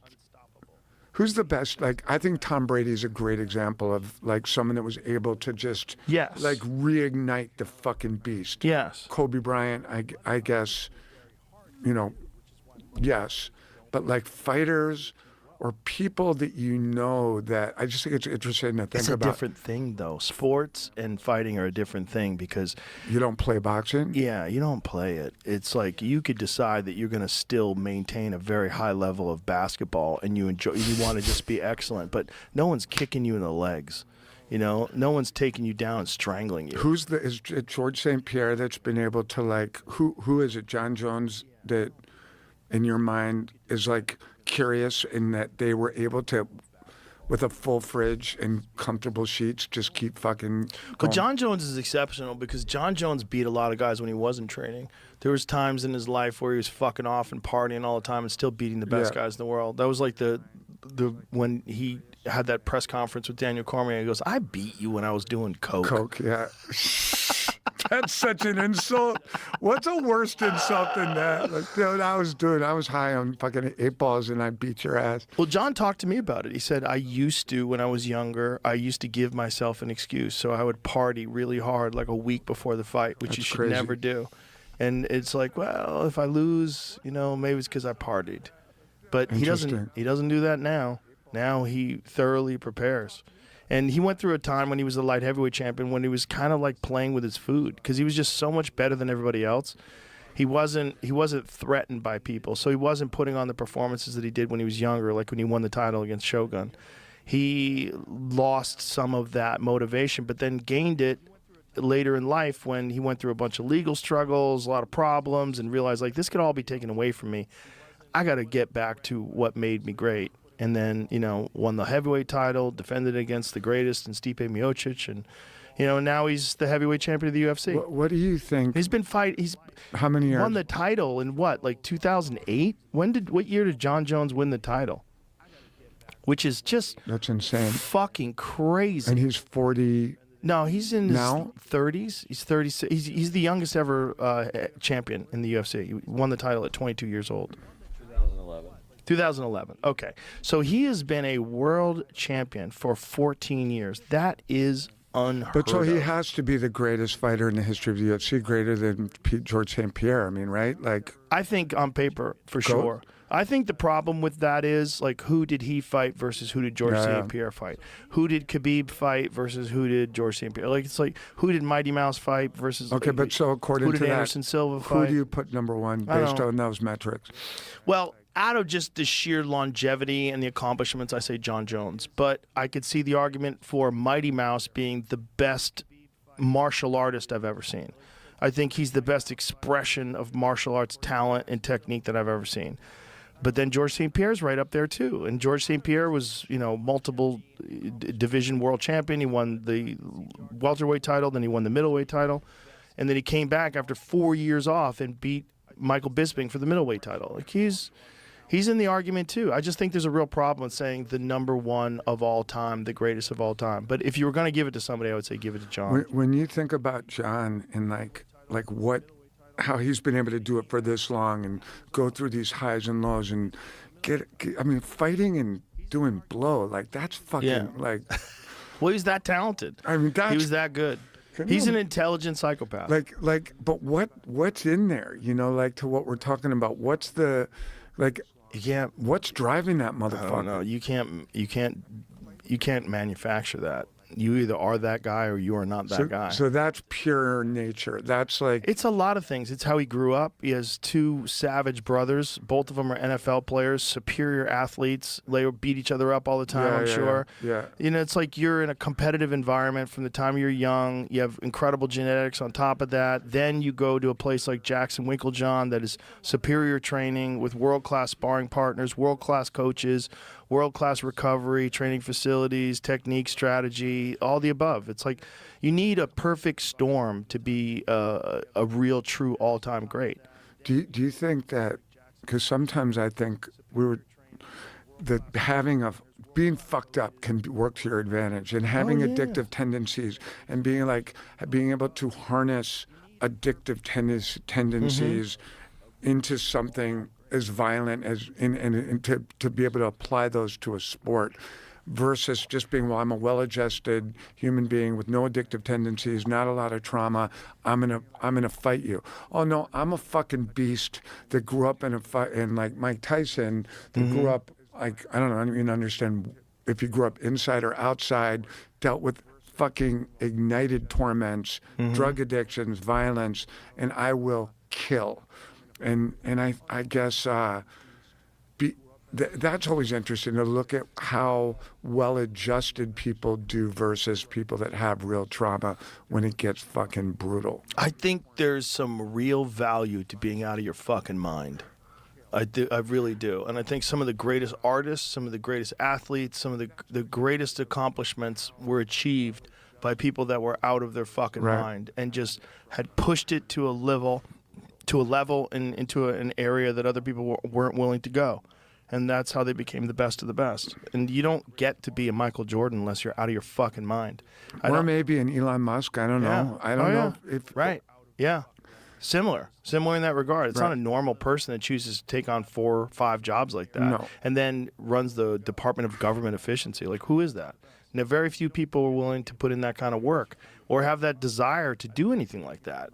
It has to be real. You can't be forcing it, because if you're forcing it and it's like, oh God, this is like, I don't really want to do this. Well, there's someone out there that wants to do that. They're going to get better. They're going to be better at it. They're obsessed. They're all in. You have to be all in. And when fighters aren't all in anymore, that's the worst stage of their career. It's horrifying. And I say that about people ask me about my job, or how do I get a job working in Hollywood? I want to make movies. I'm like, well, are you sure you want to do this? Because, like, you're not going to have an office. You're not going to have a boss. You're not going to have someone saying, hey, Joe, get up. Time to get up. And you're going to have to be totally self-motivated. You're going to have to deal with, like, reviews. I feel what you're saying there, but you're going to be judged. You're going to be only as good as your last job. You have no fucking job security. And, you're going to be up at 4 a.m. in some mountain filming someone cutting someone's fucking head off, having no idea whether you're like on the right path or the wrong. You got to be a little fucking crazy. Yeah. You have to be crazy to think that you can do it. right? Because most people don't get a chance to do that. Delusional thinking, you have to be able to be delusional. Well, I don't even think it's delusional. My You business just- a little bit. You have to be willing to go through everything that it takes to get there, and that is not an easy road. And it's not an easy road to be a great filmmaker. It's not an easy road to be a great athlete. No matter what you're doing, to be a great author, you have to be willing to go down that road. And it is a long road with trials and tribulations and errors and successes. And you have to learn from your successes and learn from your failures. And not everybody has their shit together enough to pursue a path consistently for a long enough period of time that you achieve greatness. Yeah, and having the combination of having your shit together and being fucked up, because it's got to be, you got to be crazy, but you got to be able functionally crazy. Yeah. But I always say delusional thinking because I made the point to people asking me about my job. I'm like, well, okay, think about it this way. You have to have the ability to look someone in the eye. So if I'm a young filmmaker and you're the head of a studio, I have to look you in the eye and say, hey, Joe, here's the deal. I need $135 million. I'm going to make up a story about a bunch of cowboys and Indians fighting in a mountain. I'm going to bring all these people up there. I'm going to film it and move people around, and I'm going to edit it all together. And I'm going to, for your $130 million, I'm going to build this thing. I'm going to make it all, put music on it and edit it and make it all. And I'm going to put it out into the world, and people are going to stop doing what they're doing. And they're going to watch it, and they're going to love it, and it's going to bring you value. But why is it delusional if other people have done it? This is the Because thing. everyone if you were that's the first done it person is a little delusional. Everyone, because it just doesn't, like, you're right, okay? It's not totally delusional, but it's a little bit of magical thinking. Maybe take the word delusional out of it and be like, you know, like the idea of magical thinking, that like, oh no, I can do something that's very... doesn't quite make sense. It's not like, oh, I'm going to make this table, I'm going to measure it and cut it and nail it and attach it to a frame. And no, it's like, I've got this abstract vision that I'm going to attempt to put together in a way that costs somebody a lot of money. And yet I'm going to aspire to touch people's hearts and souls with this. It's just a weird way to think. It is, but I love it, but it obviously works. Like, it can't be Like, there's a lot of bad movies out there. yeah, that's true. There's a lot of bad everything. There's a lot of bad books, Yeah. you know. But is it delusional to want to write a book? No, it's been done forever. You know, it's just like filmmaking is fairly recent in terms of human history. Do you know what my dad told me when I told him I was going to Hollywood to learn how to make movies? What? So my dad was a business guy, and I love my dad very much. But he, right when I was getting ready to come to Hollywood, he said, Pete, I've secured you a job at Lehman Brothers. You're going to work on a desk, and you're going to learn about finance. It's done. And I had studied theater in college, which was making my dad very anxious because I was starting to get into making these little movies and all this stuff. And I'm like, I'm in LA and I'm getting ready to move to LA. And he stopped me. He says, we're not moving to LA. I've got you a job. This guy, Barry Frank, who's a friend of my dad's, who knew someone at Lehman Brothers. And I think they're out of business now, by the way, big money company. And I'm like, Dad, I'm not doing it. He's like, what do you mean? I go, Dad, I'm not. Dad. He said, you really going to go to fucking bullshit Hollywood? I go, I am. He goes, you're not. I go, I am. He said, okay, I'll tell you what. Good luck out there. You know what's going to happen? You're going to end up making them gay pornos.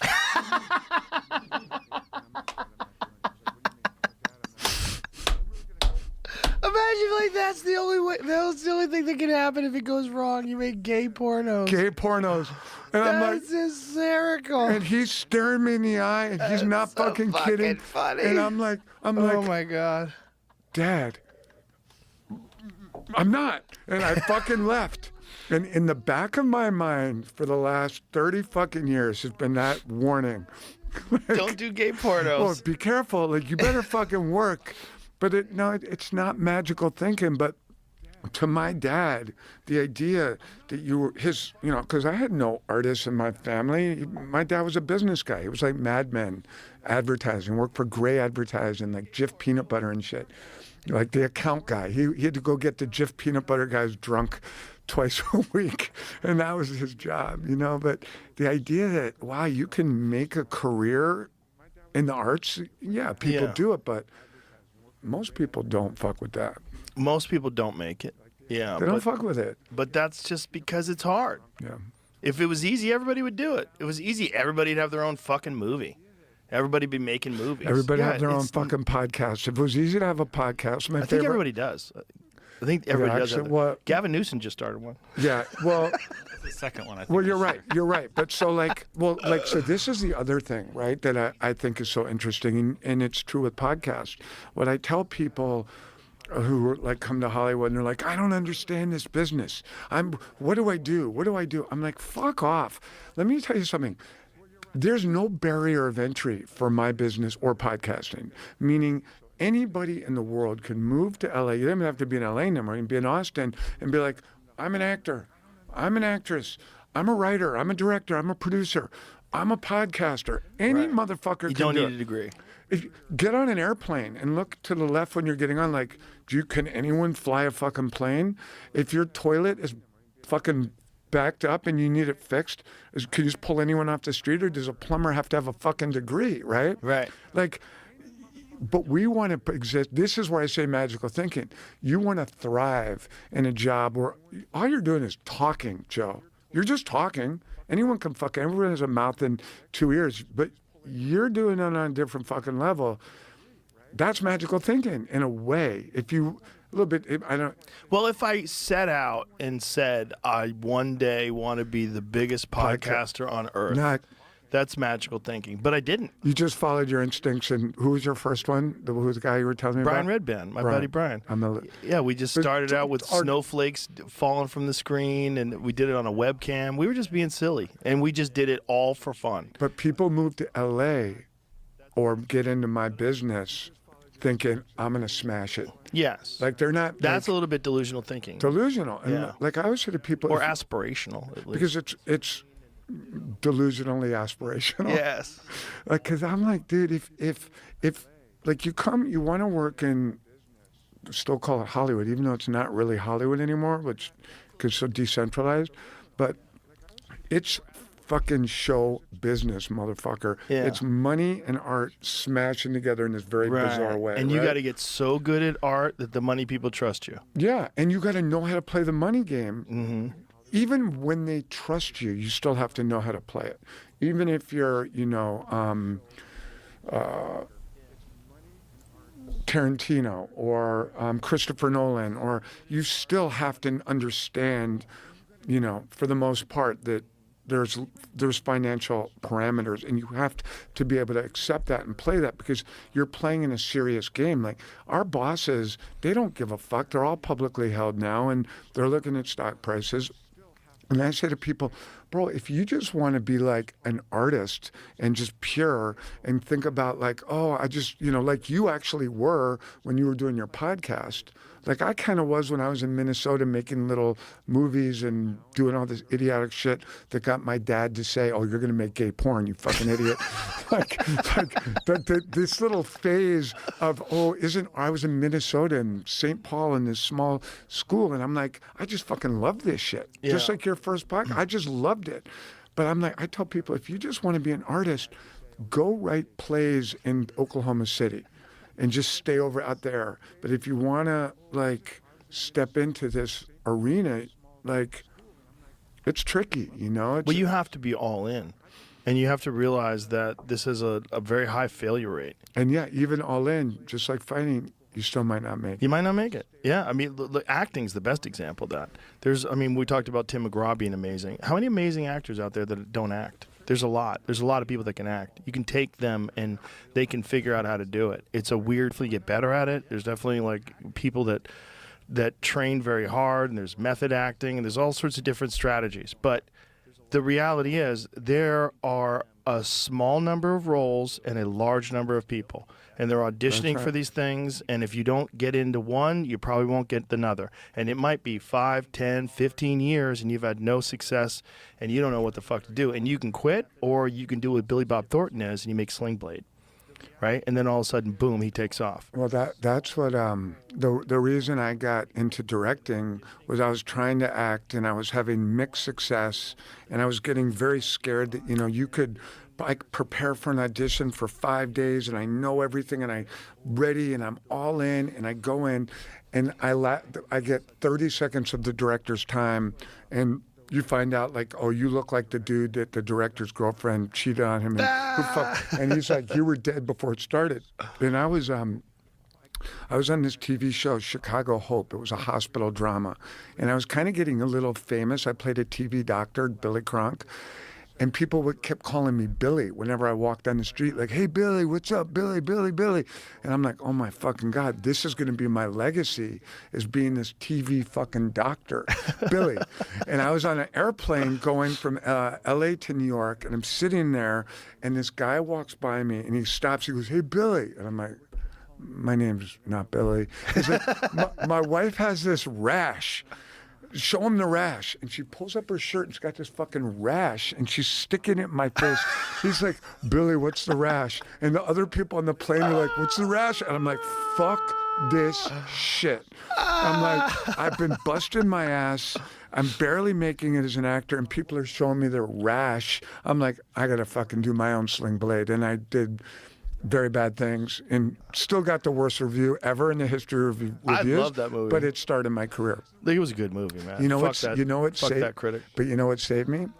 So I get the horrible review. I throw up, and I'm literally on death's fucking door. Like I'm done. I have no career. I get a phone call at night from a woman named her name's Kelly Chapman Meyer. She was married to Ron Meyer, who used to run Universal, and she's like, he was a huge fucking guy. Ron Meyer was a big mogul in our business.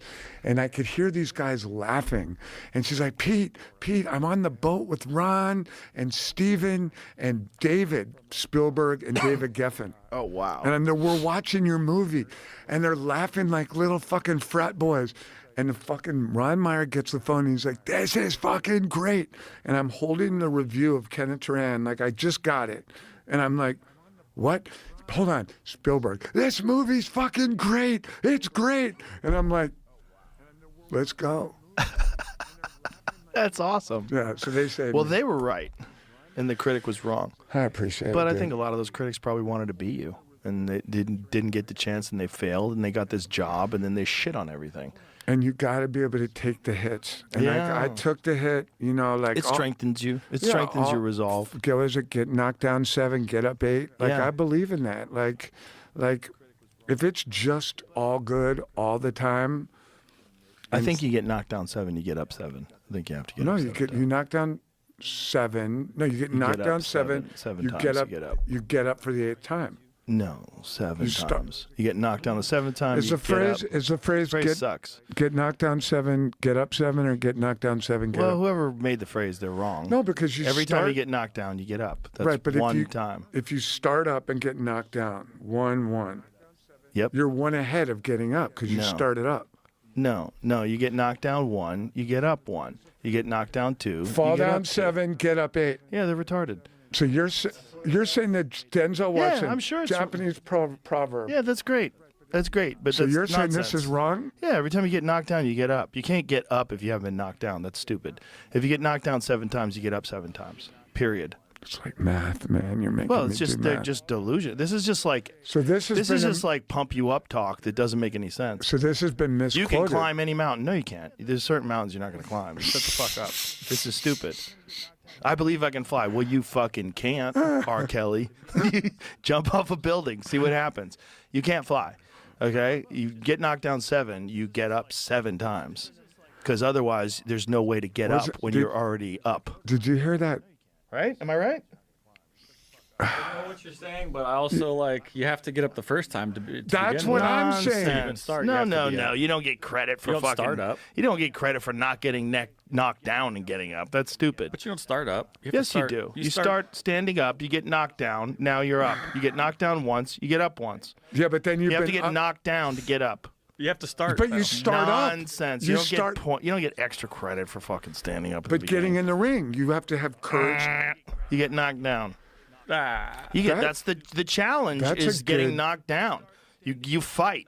You don't get credit for thinking you're gonna fight. You have to actually do it. When you actually do it and you get knocked down, you get up. You get knocked down once, you get up once. I You li- get knocked down 7 times, you get up 7 fucking times. You What I- can't get up 8 times. What I like about what you're saying is it's just like, oh, I can climb any mountain. No, you fucking can't. Yeah. Like, get knocked down, get up. Who fucking gives a shit? Just get up. Get up. Like, that's the kind of advice I'm a fan of. It's like life is not fair.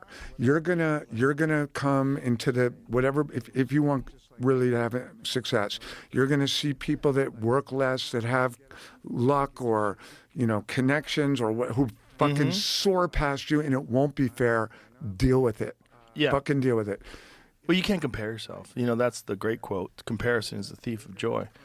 You can't compare yourself. You can look to other people for inspiration. Have and you that's always beneficial. felt that? Have you always been that way? Like back in the day when Fear Factor days, when before you were Joe, like you are now, were you competitive? Were you? I wasn't competitive with other TV shows. You were just playing your own game. Well, Fear Factor wasn't an example because that was just a job. The Fear Factor was I didn't want to work with actors What anymore. about doing stand-up? You were doing stand-up then, Yeah, right? but stand-up was just a thing that I loved to do, and I did it. I mean, certainly compared myself to other people that were doing better than me. Like, wow, why are they doing better than me? Why are they more successful? Why do they sell out everywhere and I don't? Yeah, but then eventually I caught up. It's just you just keep working. That's all it is. All it is like keep improving and working. And if you don't have the desire to keep improving and working, you should get out because you're in the wrong business. Because there's going to be a bunch of people that do have that desire. And if you want to live a life of mediocrity and half-assedness and just fucking kind of showing up and doing the bare minimum, like what kind of a fucking life is that? That's not fun. That's not exciting. That's not stimulating. One of the things. Some people don't have drive. They don't have this desire. You can't make a championship fighter out of someone who doesn't like working out. Like you can't. It's not going to happen. Like you have to have something inside you, a calling to whatever you're doing. For you, it is filmmaking. You have a calling to this thing. It's a passion project. It's love. It's art. It's intensity. It's discipline and focus. And you're trying to make the best fucking thing you can make. And if you're not doing that, you shouldn't be doing what you're doing. Or you need a come to Jesus moment. You need a refocusing. You need something that like Pressfield had, where he realized he was kind of like 40 years old and like half-assing his life. He turned it around, and he talks about how he turned it around by deciding that he's a professional. And amazing career since then, right? Which is kind of spectacular. For anyone that doesn't know Stephen Pressfield, and they want to do anything like writing, sports, podcast, that motherfucker has laid it out. Yeah. And I'm not a big fan of like self-help, tell me shit, like the War of Art, that dude, in my opinion, and I think yours, that's the real deal. Yeah, it's a guidebook. It's a guidebook for creativity and discipline and becoming a professional. And he really laid it out. And he laid it out also with his own personal examples of failure, which I think are very important. Like you need to know like that this struggle that you're experiencing when you feel like you're fucking up, everybody has that. Nobody is just like gung-ho, the best of the best right out of the gate. You learn, you improve. It's a long, slow journey. Yeah, man. It takes a lot of fucking work. And if you're not interested in doing that, well, you better find something else. And there's a lot of people that aren't interested in that. A lot of people just want to do a job where they make some money, and then at the end of the day, they can go play video games, hang out with their kids.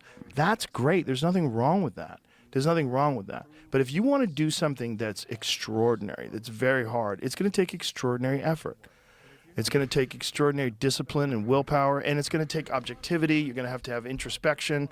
It's going to be a lot of things. You're going to have to do a lot of soul searching. And you still might fucking get your ass Still kicked. might get your ass kicked. Yeah. Right? Yeah, but that's why when people do succeed and someone can put together something like American Primeval, it's so fantastic because we know how hard it is to do. It's not easy. Are you going to apologize to your wife for me, or do I have to? No. She's used to watching. She fucking freaked out on Nosferatu, too. She hated that, too. Dude, you have to watch that movie, the climax that I was telling you about. I'm not going to watch that with her, but No, definitely don't watch it with her. So the climax, tell everybody, you were telling me about it in the gym. So last night I watched this film called The Climax. It's made by this French director who's made some really fucked up. Gaspar Noé, his name is. He's from. My son made me watch this film. And this guy's made some really fucked up films, and I don't recommend them if you have like any sensitivity, because this guy is the hardest filmmaker out there right now, in my opinion. Like, these are fucking intense movies. Did one called Irreversible, did one called Enter the Void, and they're about drugs and death and sex, and they're very experiential. So you feel like you're, so this is it. This is the climax. And it's about these dancers who accidentally drink a bunch of fucking LSD. And this is the hardest film I think I've ever seen in my life. And you feel like you are on a very, very, very bad LSD trip. Is this in subtitles? Yeah, it's French. It's French, but its language is almost irrelevant. But if you want to, I don't recommend LSD because I'm not a doctor, and I think it's a very dangerous. And I've done LSD, and I've had some pretty intense experiences on it. But this is a brilliantly deranged trip into, have you ever had a bad trip, like a really bad trip? Not really. So I haven't either. And I've done, some of the DMT and the 5-MeO and, mushrooms. I've had powerful experiences, but I did have one bad experience on LSD the first time I ever took it. And none of us had ever taken it before, so we didn't feel it. So we took another hit thinking that, so we all basically were a bunch of high school kids in New York City trying to go to a Santana concert, and we just started fucking tripping out. And it was scary. It was actually really, really scary. This movie it becomes, and this is something that is one of my strategies when I'm making movies, is I don't want my movie to be a spectator sport. I don't want you watching it. I want you participating. I want to try and grab you by the throat and make you watch and be like, come on, bro, watch. Put the fucking phone down. I want to own your heart and your mind and your pulse while you're watching my films. That's just a goal. Sometimes I do better than others, but that's always the goal. I don't want you kind of sitting back watching. This motherfucker, Gasparno, he takes you into it in a way that I'm sure a lot of people will hate it. I mean, people. Is he the guy that speaks to you the most right now? No, I don't. I mean, there's a part of me so I'm getting ready to make a film called Mosquito Bowl, this war movie. And these young kids went through, I don't know if you know the Pacific Theater campaign and what the battles of Tarawa and Guadalcanal and Okinawa, these were hellacious, awful fucking violent fights. And the Japanese wouldn't surrender, and they believed in Emperor Hirohito, so they would fight to the death. Banzai charges and seppuku, they would kill themselves before they would be taken prisoner. And in World War II, you had these young American kids who, in our movie, were college football players who Pearl Harbor hits, and they immediately join the military, and they have to go fight these fucking horrific battles, like just people's throats getting blown out and torturing and killing and suicides from the locals, and so to me, one of my goals with this next film is I want to try, because there've been a lot of good war films, and just like there've been a lot of good Westerns, and I always said, well, I never got to make one, so I want to try and make a Western. That was American Primeval. There've been a lot of great war films, but I never got to make one. So my take is to try and bring people into the experience of But you have made war films. And World War II. Oh, okay. So you're right. I made Lone Survivor, but I never made a World War II film. And there've been a lot of great ones, from Private Ryan to Hacksaw Ridge. Private Ryan was probably the first one that was realistic, though, right? Yeah. I mean, like that opening scene. Yeah, holy shit. Which is like why for anyone, like you asked me who I look up to, Steven Spielberg. He is so far and ahead the GOAT of my business to think that the guy who did fucking Jurassic Park and E.T., God love both, Close Encounters, then is like, oh, and Spielberg was always like the good boy of the, because it was like he was growing up with like Coppola and Scorsese and Michael Mann, and these guys were like fucking gritty. Yeah, they were just fucking hard partying motherfuckers. Right. Hard drinking, hard drugging, hard fucking filmmakers. And Steven was like the goody good kid, right? Like, well, little Steven, he's got to go home soon. Don't keep the girls in the garage. Steven's still here. And then Steven's like, oh, really? And then he makes, you know, Saving Private Ryan or Schindler's List. Right. And these movies, like, he goes, oh, really? You don't think that I know how to do war? Saving Private Ryan was like another fucking level. Another level. So to answer your question, Spielberg's who I look up to still the most. And I think he's on a whole nother level based on the scope of his work. But Gaspar Noé, if I'm thinking about the thing I got out of watching this film that I would try and use in my own way for Mosquito Bowl, for a war movie, is the idea that you want to try and take the audience into what it would have been like to try and get on that fucking beach. And, you know, in the case of my film, there was the Battle of Tarawa, and they were trying to get ashore, but they fucked up the tides. So they came in and the tides were too low, so those landing craft all got stuck on the tides, on the coral reef, and they started getting bombed by the Japanese who were hiding in the caves, and they brought their big guns out. So these kids were getting blown up before they even got to the fucking beach. They were getting killed. And they're, you know, best friends or body parts are floating in the fucking oceans, and there's sharks, and there's giant surf waves, and they're getting rocked before they've ever even got. So I'm like, okay, well, how do I want to show that? What, like, and I look at a movie like Climax, and I'm like, all right, different horror, bad acid, bad LSD, but my God, like, I had to stop watching it. And I knew I was coming in here today, and I'm starting to have an anxiety attack because I want to get sleep to do, you know, to talk to you. And I'm fucking watching this movie, and I'm all worked up because he's taken me into the fucking experience. Right. And he does, his movie Into the Void is about DMT. And he takes you into the experience of DMT. So for anyone who doesn't ever want to experience, and, you know, things that you've touched and I've touched, you can watch these movies and you can be like, whoa, I'm getting that feeling. And that's a real accomplishment for a filmmaker. And it's immersive. So watch it, but don't let your wife. I'll definitely watch it. Do not, like, I don't want the shit. She won't. I don't want her. Don't worry. She's not going to. It is not for everyone. I can't talk her into watching anything that she doesn't want to watch. She only watched American Primeval because I told her it was going to be really awesome, and she loves Yellowstone in 1883. But there was like, we're violent. It's fucking violent. Well, it's that time period. I think we do have.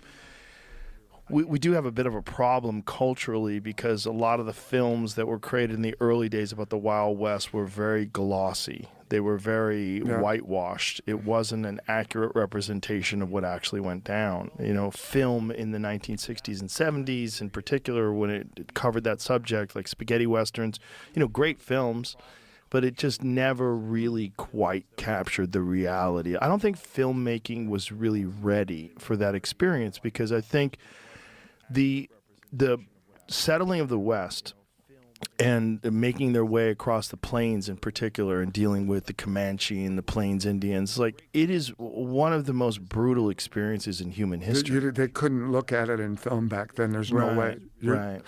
People have asked, like, well, you know, when I was making it, is there going to be sex in the film? Like, Isaac and Sarah, are they going to fall in love? Are they going to have sex? I'm like, are you fucking, can you imagine what they would have smelt like? Just think about just odor from head to toe. There's no way these people were going to have sex. There's no way they were going to smell each other or taste each other in any fucking way.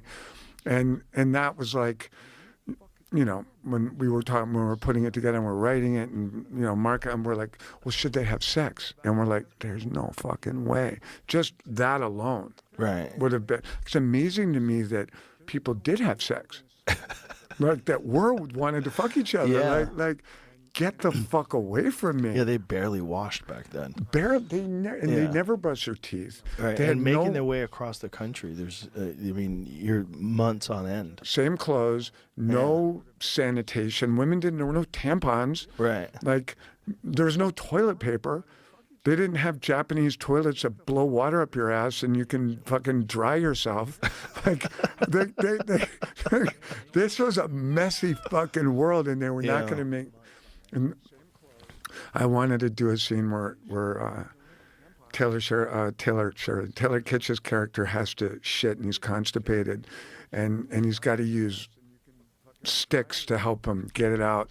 Because that we had read about that was how you had to shit, because you were constipated all the time. So you would have to stick wood up your ass and probe and break it up and force it out.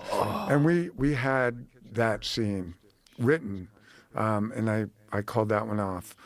But by the way, Taylor Kitsch is fucking he's a great. beast. He's a beast. That scene in the first episode when they first meet him and he has to take off his clothes and he's changing and you see the scars all over his body, like holy shit. He's really good in that movie, that show. Yeah, right? He's really fucking good. Taylor's such a great guy and a great actor, and really proven, because he had some big fucking misses. One of them was my film Battleship, which I'm proud of. I love all my movies, but I kind of made him do that film, and didn't quite work, and he kind of had some other misses, but he stayed true to himself and has built an incredible career. And that's a guy who truly does, like, he used to live here, and now this city got too big for him, so now he's way up in the crazy hills of Montana, just tracking wolves with cameras all day long. Really? Like, I looked at some of your pictures out in the lobby of the wolves. Like, he sends me pictures all the time. He's just so true to himself in that way. That's awesome. But yeah, he plays a bad man. He plays it so well. I think this is his best work ever. I mean, he's been in a bunch of phenomenal projects, but this is his best. It's so good, dude. I appreciate it. You should really be proud of it. Thank you, man. It's because it's not just really good. It's really good about a very unique time when you have this convergence of American, this emergence of these settlers trying to make their way across this country and dealing with the Indians. And it's just phenomenal. I mean, it's a crazy time in human history and a very brief time.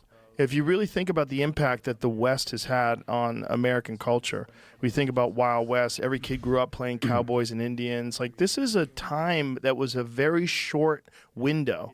It was only a couple hundred years, and it really changed the entire world, because the successful settling of this country by the Europeans changed everything. The establishment of America changed everything, and the only way it was going to happen was you got to get through the Indians.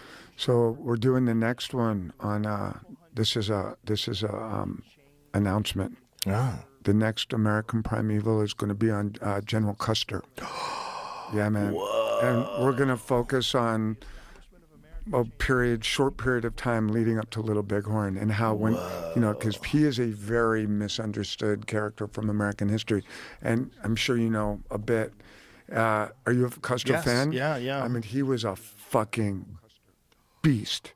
And he was a warrior in the Civil War who was leading in the front of the cavalry. And he started cavalry charges. And can you imagine being in a cavalry charge, fucking 500 guys on your side, 500 on mine, and we're just galloping full fucking speed at each other and just fucking smashing. And he just kept doing it all through the Civil War and was just a badass. The war ends. And he's a warrior he starts losing his mind because he doesn't know what to do with himself. So they send him out west to deal with the Indian problem. So have you thought about multiple versions of American Primeval with different characters throughout history? Yeah, so the goal would be to do, one of the things that was cool about American Primeval and reaction is people like, whoa, I didn't know that about Brigham Young. I didn't know this about Jim Bridger. I didn't understand, right? And so you get something that works. Hopefully it's entertaining, cool fucking show that's just fucking awesome. But you're also like, oh wow, I'm gonna fucking learn about the country, right? So I like the idea of taking moments in American history, not necessarily all about the West, although Custer's something that Mark L. Smith and I are both kind of obsessed with. And there's so much cool shit around the story of General Custer and Crazy Horse, and building a fictional story around those characters and having some great actor play Custer's exciting. But I could see doing the third one on something like the Attica prison riot, which has always obsessed me. And if you followed that, there's an incredible book by Tom Wicker, who was a journalist, called A Time to Die, that dissects that event. Because I like events, like I'm good with events. If you give me a contained event over a short period of time and I can tell that story and it's emotional and visceral, and Attica was fucking wild, and how it started and how it escalated and the players involved in the negotiating to try and calm it down, and the corrupt governor Rockefeller who wouldn't negotiate because he didn't want to appear weak, and then finally it just goes off and everyone's dead. And it was a great look at the American prison system, racism, negotiations, religion, because the Black Panthers were in there, and the Muslim Brotherhood was. So I like the idea of taking moments in American history that are probably pretty fucking violent and sort of presenting them and being like, wow, this is thrilling and deeply entertaining, but I never knew that. And this might, like with Attica, this might get me to think a little bit about prison reform and the state of, incarcerated American men today in America. And because that story of Attica is deeply rooted in abuse of prisoners all over America. Have you done anything on that? No. Incarceration. Well, I've done some shows with Josh Dubin, who used to work with the Innocent Project, and now Ike Perlmutter Center. And, because of the show, we've gotten a lot of people actually that were wrongfully accused released. The prison system's a fucking fucked. It's a fucking disaster. Well, look, you got going back to Ksenia, this girl who's now in a fucking working prison camp in Siberia for we have fucked up prisons. Russia, South America. Can you imagine being in a Venezuelan prison right now? And so I like the idea, and America has its own unique flavor of fucking hell within prisons. Not to make light of prison, right? And I'm not, but I actually had an idea a while ago for a show that I wanted to do, like Survivor or Fear Factor. Take three guys, take the three of us in this room right now, three fucking tough, badass American men, right? And put each, there's three of us in here. Okay. In my mind, you are. That's what we're doing. You're a fucking legend. You're a legend, Jamie. A fucking legend, Jamie. But you put each man in a maximum security prison somewhere in the world, like the worst. So you're in Thailand, Jamie's in Venezuela, and I'm in Russia, okay? And you go in by yourself, right? And you just are put into general population. And the deal is you can get out anytime you want. You just have to say the code word, blue vase. And the warden knows and the prison knows, but nobody knows that everyone thinks you're a prisoner. Whoever stays in the longest gets $10 million. And you have no idea when the other guys have gotten out. Right. So you could stay in for 5 fucking years, and me and Jamie got out in 3 minutes. But just how you would survive prison and what a horror prison is today. And so that took me down a rabbit hole of, I was maybe doing it as a film, but it'd be a good Squid Games movie. Yeah, like Squid Games. Did you ever see the movie Brubaker with Robert Redford? Yeah. With true story about a warden of a new prison who went in undercover as a prisoner to see what was going on. But I think to do something like Attica, something like we're going to do Custer next. But if you have any good ones, man, send them over. I will. All right, buddy. Well, hey, brother, thank you very much for being here. I appreciate you very much. You're a fucking beast. Your work is amazing. Thanks for the workout this morning. My pleasure. It was fun. I was so pumped when you wanted to do it. I was like, yeah, let's go. I appreciate it. It was fun. It was a good time. Thank you, Jamie. American Primeval, right now on Netflix. Can't recommend it enough. Absolutely fantastic. More harm than a thief with a dagger is a journalist with a pen. With Bill Ackman, a legendary activist investor who has been part of some of the biggest and at times controversial trades in history. Also, he is fearlessly vocal on X, FKA Twitter, and uses the platform to fight for ideas he believes in. For example, he was a central figure in the resignation of the president of Harvard University, Claudine Gay, the saga of which we discuss in this episode. This is the Lex Friedman Podcast. To support it, please check out our sponsors in the description. And now, dear friends, here's Bill Ackman. In your lecture on the basics of finance and investing, you mentioned a book, Intelligent Investor by Benjamin Graham, as being formative in your life. What key lesson do you take away from that book that informs your own investing? Sure. Actually, it was the first investment book I read. And as such, it was kind of the inspiration for my career and a lot of my life. So important book. Bear in mind, this is sort of after the Great Depression. People lost confidence in investing in markets, World War II. And then he writes this book. It's for like the average man. And basically he says that you have to understand the difference between price and value, right? Price is what you pay. Value is what you get. And he said the stock market is here to serve you, right? And it's a bit like the neighbor that comes by every day and makes you an offer for your house. Makes you a stupid offer, you ignore it. Makes you a great offer, you can take it. And that's the stock market. And the key is to figure out what something's worth. And you have to kind of weigh it. He talked about the difference between, the stock market in the short term is a voting machine. It represents speculative interests, supply and demand of people in the short term. But in the long term, the stock market's a weighing machine, much more accurate. It's going to tell you what something's worth. And so if you can divine what something's worth, then you can really take advantage of the market because it's really here to help you. And that's kind of the message of the book. In that same way, there's a kind of difference between speculation and investing. Yeah. Speculation is it's a bit like trading crypto, right? Strong words. Well, short-term trading crypto. Maybe in the long run, there's intrinsic value. But it's many investors, in a bubble going into the crash, were really just pure speculators. They didn't know what things were worth. They just knew they were going up, right? That's speculation. And investing is, doing your homework, digging down, understanding a business, understanding the competitive dynamics of an industry, understanding what management's going to do, understanding what price you're going to pay. The value of anything, I would say, other than love, let's say, is the present value of the cash you can take out of it over its life. Now, some people think about love that way, but it's not the right way to think about love. But it's, so investing is about basically building a model of what this business is going to produce over its lifetime. So how do you get to that? This idea of called value investing. How do you get to the value of a thing?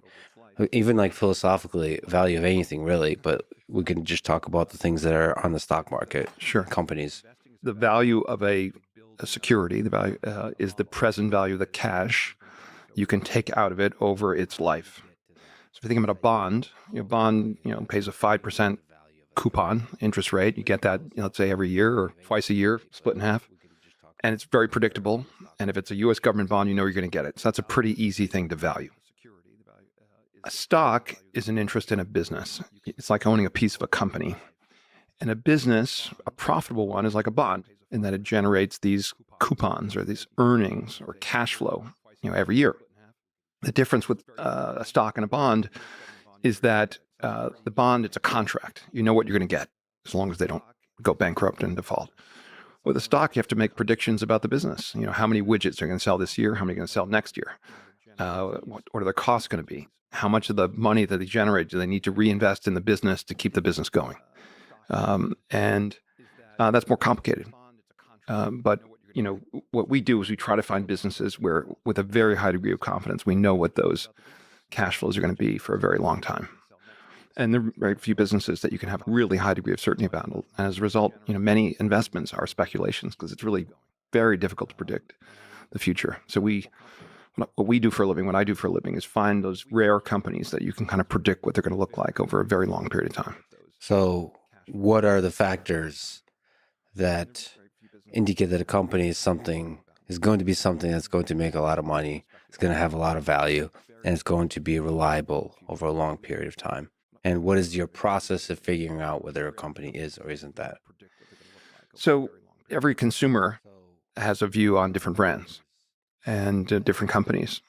And, what we look for are sort of these non-disruptible businesses, a business where you can kind of close your eyes, stock market shuts for a decade, and you know that 10 years from now, it's going to be a more valuable, more profitable company. So we own a business called Universal Music Group.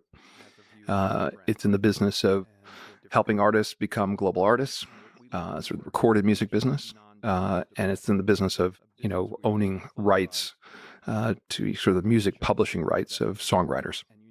And, I think music is forever, right? Music is a many thousand-year-old part of the human experience. And I think it will be, thousands of years from now. And so that's a pretty good backdrop to invest in a company. And the company basically owns a third of the global recorded music. That's, the most dominant sort of market share in the business. They're the best at taking an artist who's 18 years old, who's got a great voice and has started to get a presence on YouTube and Instagram, and helping that artist become a superstar. And that's a unique talent. And the result is the best artists in the world want to come work for them. But they also have this incredible library of, the Beatles, the Rolling Stones, U2, etc. So, and then if you think about what music has become, it used to be about records and CDs and, 8-track tapes for those of whom, and it was about a new format, and that's how they drive sales. And it's become a business which is like the podcast business, about streaming. And streaming is a lot more predictable than selling records, right? You can sort of say, okay, how many people have smartphones? How many people are going to have smartphones next year? There's a kind of global penetration over time of smartphones. You pay, call it 10, 11 bucks a month for a subscription or less for a family plan. And you can kind of build a model of what the world looks like and predict, the growth of the streaming business, predict what kind of market share Universal is going to have over time. And you can't get to a precise view of value. You can get to an approximation.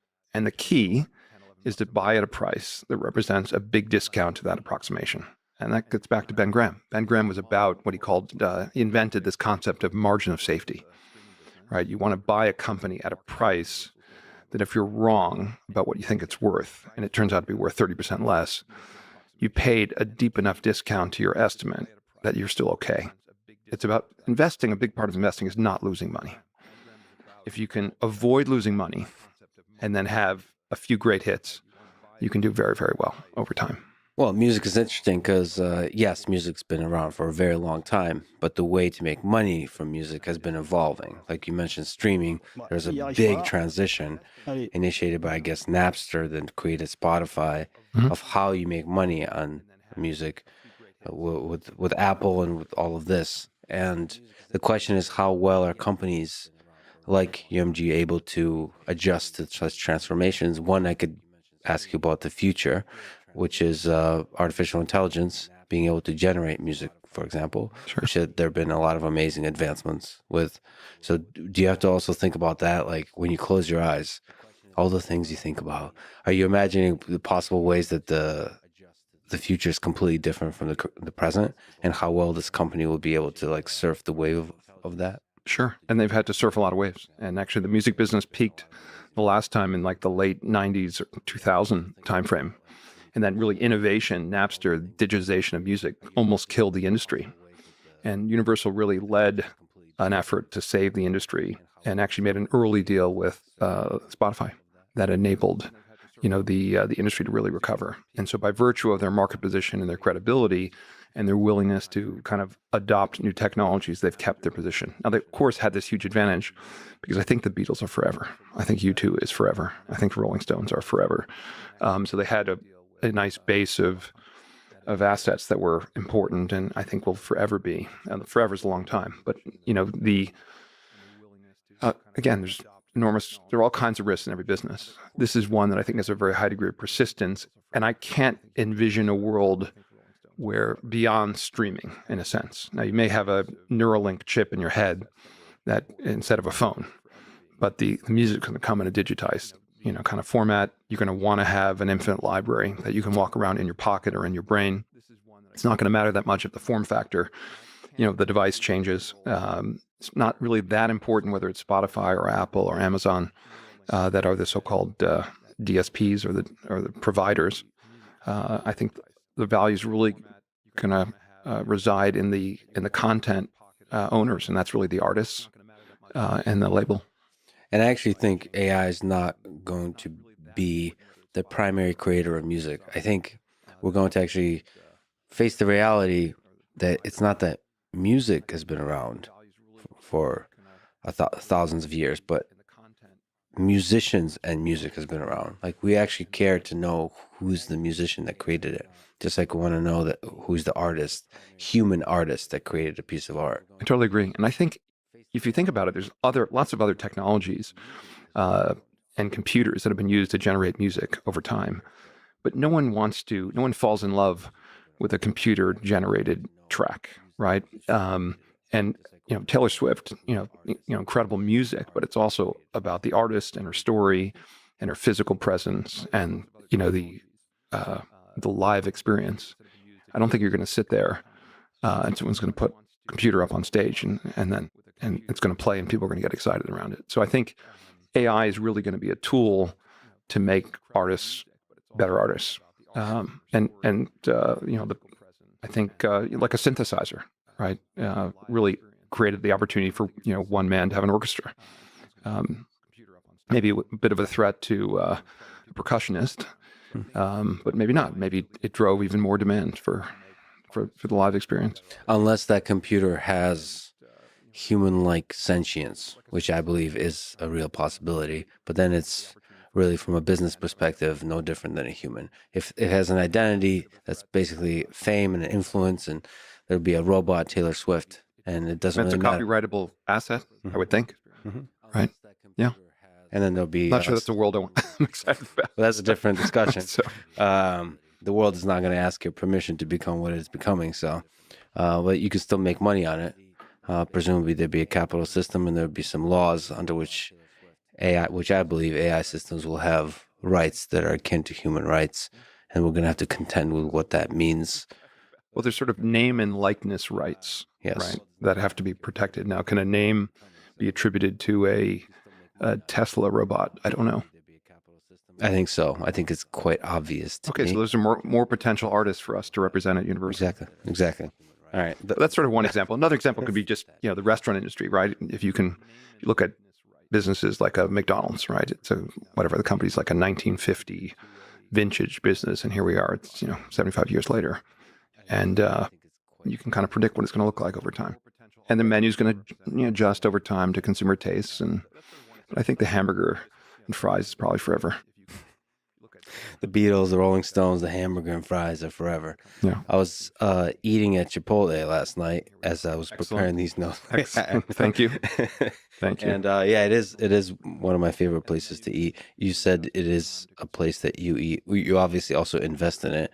What do you get at Chipotle? I tend to get a double chicken. Bowl or burrito? I like the burrito, but I generally try to order the bowl. Yeah, Cut the carb for health part, reasons. All right. and double chicken, guac, lettuce, black beans. And I'm more of a steak guy. Just putting that on the record. What's the actual process you go through? Like, literally, like the process of figuring out what the value of a company is. Like, how do you do the research? Mm-hmm. Is it reading documents? Is it talking to people? How do you do it? It's all of the above. So Chipotle, what attracted us initially is the stock price dropped by about 50%. Great company, great concept. Athletes love it, consumers love it. Healthy, sustainable, fresh food made in front of your eyes. And great. Steve Ells, the founder, did an amazing job. But ultimately, the company's lacking some of the systems and had a food safety issue. Consumers got sick, almost killed the brand. But the reality of the fast food quick service industry is almost every fast food company has had a food safety issue over time, and the vast majority have survived.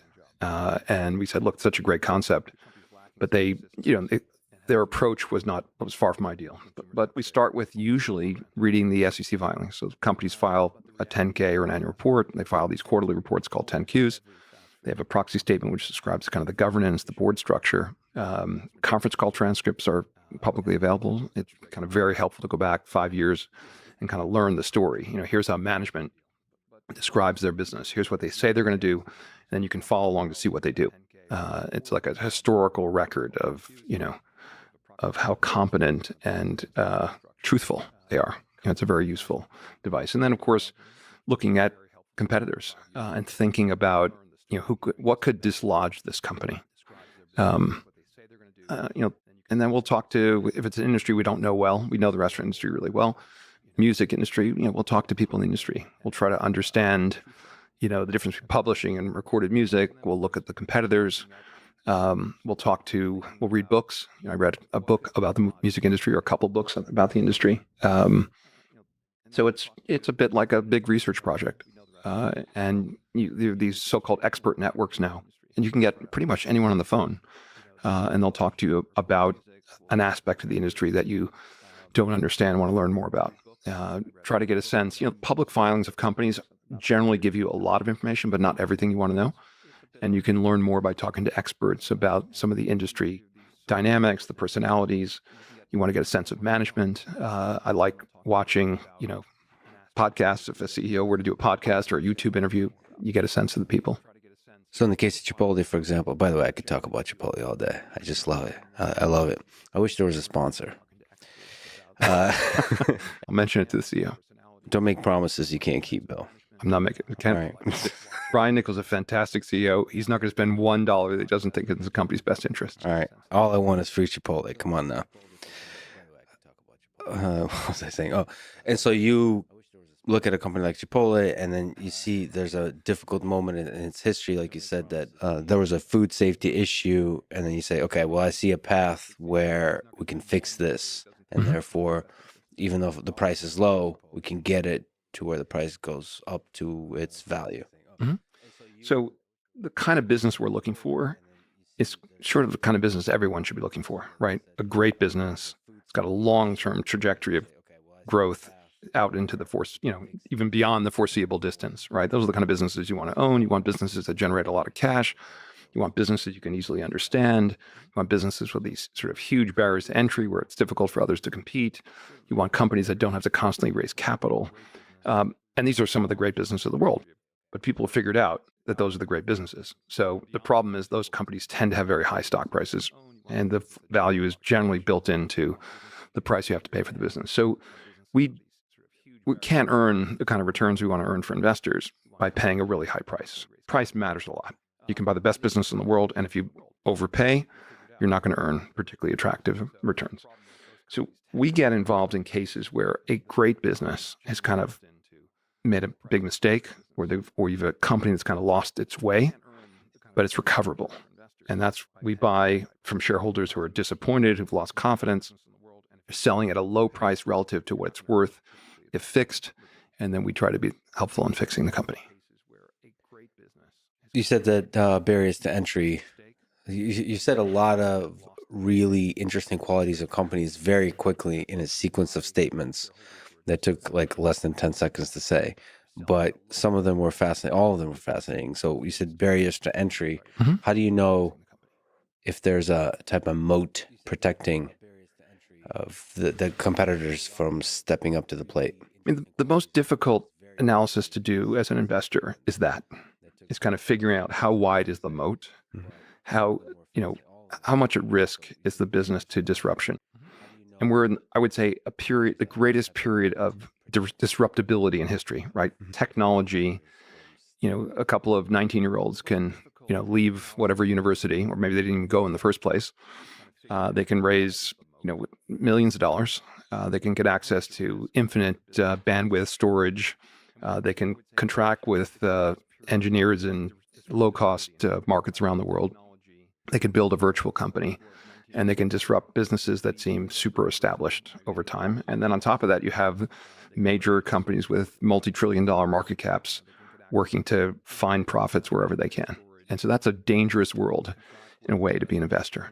And so you have to find businesses that it's hard to foresee a world in which they get disrupted. And the beauty of the restaurant business, and our best track record is in restaurants. We've never lost money.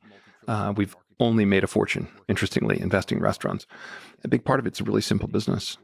And if you get Chipotle right and you're at 100 stores, it's not so hard to envision getting to 200 stores and then getting to 500 stores, right? And the key is maintaining the brand image, growing intelligently, having the right systems. Now when you go from 100 stores to 3,500 stores, you have to know what you're doing. And there's a lot of complexity, right? If you think about your local restaurant, the family's working in the business, they're watching the cash register, and you can probably open another restaurant, across town. But there are very few restaurant operators that own more than a few restaurants and operate them successfully. And the quick service business is about systems and building a model that a stranger who doesn't know the restaurant industry can come in and enter the business and build a successful franchise. Now, Chipotle is not a franchise company. They actually own all their own stores. But many of the most successful restaurant companies are franchise models, like a Burger King, a McDonald's, Tim Hortons, all these various brands, Popeyes. And there it's about systems. But the same systems apply whether you own all the stores and it's run by a big corporation, or whether the owners of the restaurants are sort of franchisees, local entrepreneurs. So if the restaurant has scaled to a certain number, that means they've figured out some kind of system that works. Yes. It's very difficult to develop that kind of system. So that's a moat. A moat is you get to a certain scale and you do it successfully, and the brand is now in the understood by the consumer. And what's interesting about Chipotle is what they've achieved is difficult, right? They're not buying frozen hamburgers getting shipped in. They're buying fresh, sustainably sourced ingredients. They're preparing food in the store. That was a first, right? The quality of the product at Chipotle is incredible. It's the highest quality food you can get a serious dinner for under $20, and eat really healthfully and very high quality ingredients. And that's just not available anywhere else. And it's very hard to replicate and to build those relationships with, farmers around the country. It's a lot easier to make a deal with one of the big, massive food producers and buy your pork from them than to buy from a whole bunch of farmers around the country. And so that is a big moat for Chipotle, very difficult to replicate. And by the way, another company I think you have a stake in is McDonald's. No, we own a company called Restaurant Brands. Restaurant Brands owns a number of quick service companies, one of which is Burger King. Burger King. Yeah. Okay. Well, it's been a meme for a while, but Burger King is great too, Wendy's, whatever.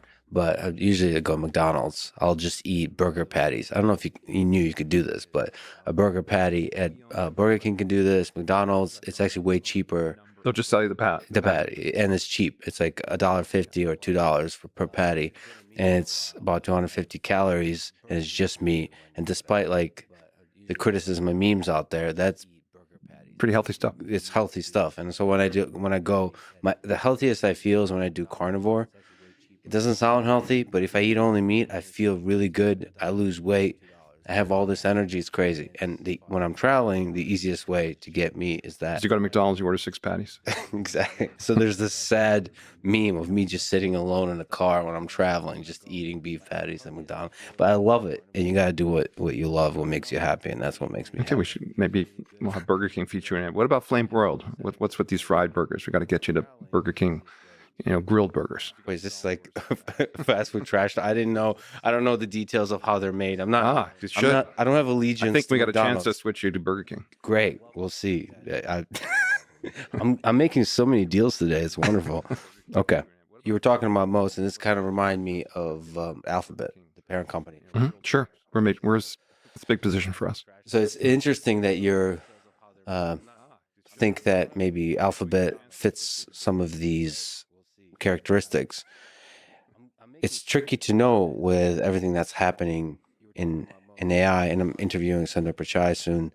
It's interesting that you think that there's a moat, and it's also interesting to analyze it because the consumer, as just a fan of technology, why is Google still around? Like they've been. It's not just the search engine; it's doing all the basics of the business of search really well, but they're doing all these other stuff. So what's your analysis of Alphabet? Why are you still positive about it? Sure. So it's a business we've admired as a firm for, 15 years. But rarely got to a price that we felt we could own it because, again, the expectations were so high and price really matters. And really the sort of AI scare, I would call it. Microsoft comes out with ChatGPT. They do an amazing demonstration. People are like, this most incredible product. And Google, which had been working on AI even earlier, obviously Microsoft was behind in AI. That was really their ChatGPT deal that gave them a kind of a market presence. And then Google does this fairly disastrous demonstration of Bard. And the world says, oh my God, Google's fallen behind in AI. AI is the future. Stock gets crushed.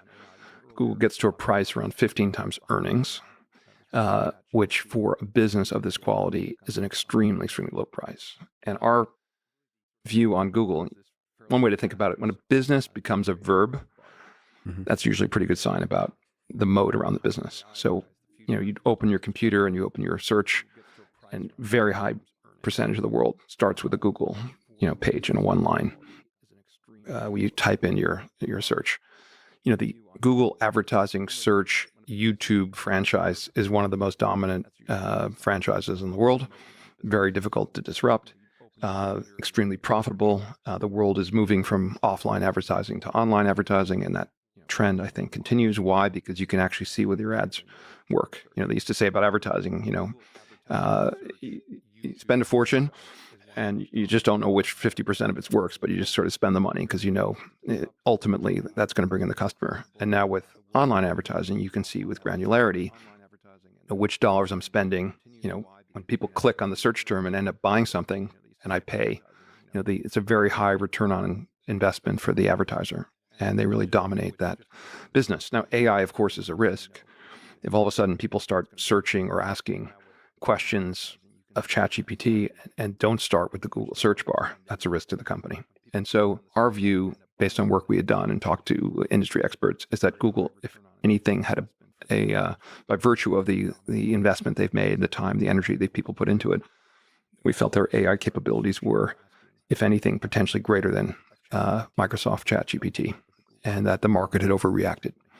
And because Google, is a big company, global business, regulators scrutinize it incredibly carefully. They couldn't take some of the same liberties a startup like OpenAI did in releasing a product. And I think Google took a more cautious approach in releasing an early version of Bard in terms of its capabilities.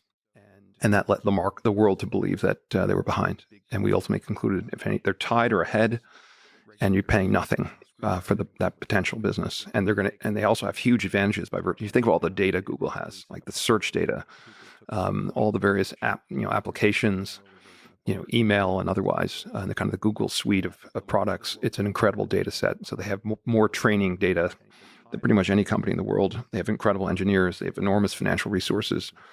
So that was kind of the bet.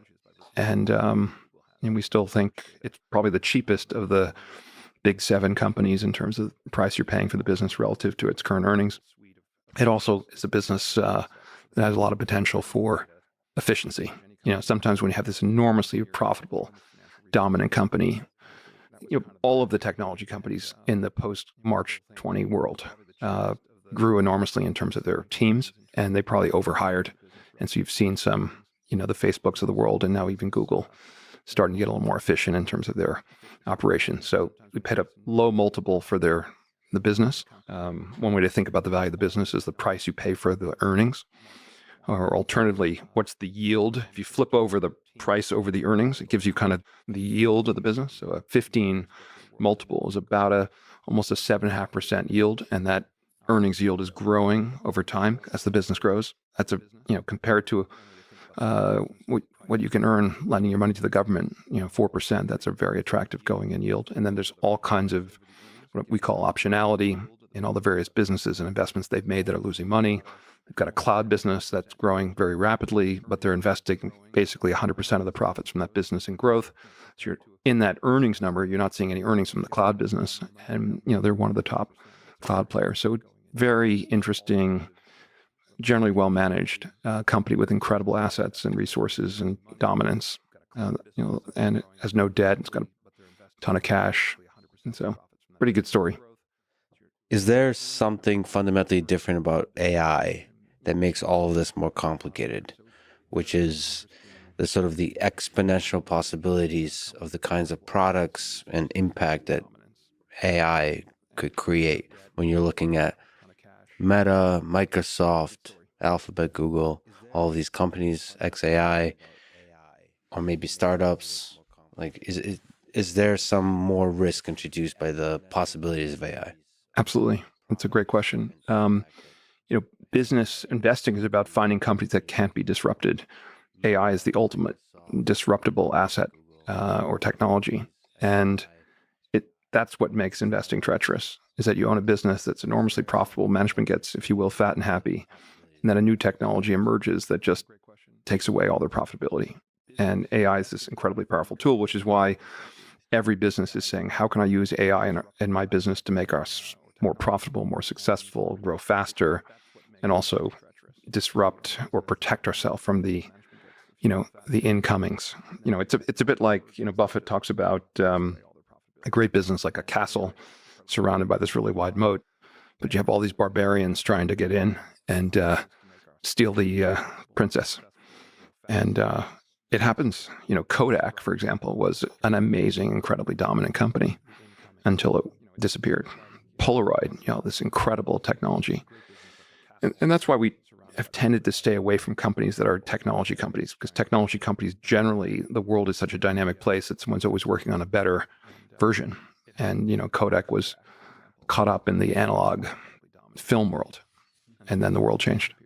Well, Google was pretty fat and happy until ChatGPT came out. Yes. How would you rate their ability to wake up, lose weight, and be less happy and aggressively rediscover their search for happiness? I think you've seen a lot of that in the last year. And I would say some combination of embarrassment and pride are huge motivators for everyone from Sergey Brin, to the management of the company. And Demis Hassabis throw him into the picture, and all of DeepMind teams and the unification of teams and like all the shakeups. It was interesting to watch the chaos. I love it. I love it when everybody freaks out, like you said, partly embarrassment and partly that competitive drive that drives engineers. It was great. I can't wait to see what there've been just a lot of improvement in the product. Let's see where it goes. You mentioned management. How do you analyze the governance structure and the individual humans that are the managers of a company? So, as I like to say, incentives drive all human behavior, and that certainly applies in the business world. So, understanding the people and what drives them and what the actual financial and other incentives of a business are very important part of the analysis for investing in a company. And you can learn a lot. I mentioned before, one great way to learn about a business is go back a decade and read everything that management has written about the business and see what they've done over time, see what they've said. Conference calls are actually, relatively recent. When I started in the business, there weren't conference call transcripts. Now you have, a written record of everything management has said in response to questions from analysts at conferences and otherwise. And so you learn a lot about people by listening to what they say, how they answer questions, and ultimately their track record for doing what they say they're going to do. Do they underpromise and overdeliver? Do they overpromise and underdeliver? Do they say what they're going to do? Do they admit mistakes? Do they build great teams? Do people want to come work for them? Or are they able to retain their talent? And then part of it is, how much are they running the business for the benefit of the business? How much are they running the business for the benefit of themselves? That's kind of the analysis you do. Are we talking about CEO, COO? What does management mean? How deep does it go? Sure. So this very senior management matters enormously. We use the Chipotle example. Steve L's great entrepreneur. Business got to a scale he really couldn't run it. We helped the company recruit a guy named Brian Nickel. And he was considered the best person in the quick service industry. He came in and completely rebuilt the company. Actually, we moved the company. Chipotle was moved to California. And sometimes one way to redo the culture of a company is just to move it geographically. And then you can kind of reboot the business. But a great leader has great followership. Over the course of their career, they'll have a team they've built that will come follow them into the next opportunity. But the key is, really the top person matters enormously and then it's who they recruit. You recruit an A+ leader and they're going to recruit other A type people. If you're a B leader, you're not going to recruit any great talent beneath them. You mentioned Warren Buffett. You said you admire him as an investor. What do you find most interesting and powerful about his approach? What aspects of his approach to investing do you also practice? Sure. So most of what I've learned in the investment business, I learned from Warren Buffett. He's been my great professor of this business. My first book I read in the business was the Ben Graham Intelligent Investor, but fairly quickly you get to learn about Warren Buffett. And I started by reading the Berkshire Hathaway annual reports. And then I eventually got the Buffett partnership letters that you could see, which are an amazing read to go back to the mid-1950s and read what he wrote to his limited partners when he first started out and just follow that trajectory over a long period of time. So what's remarkable about him is, one, duration, right? He's still at it at 93. Two, takes a very long-term view. But a big thing that you learn from him, investing requires this incredible, dispassionate, unemotional quality. You have to be extremely economically rational, which is not it's not something you learn in the jungle. I don't think it's something that, if you think about the surviving the jungle, the lion shows up, and everyone starts running, you run with them.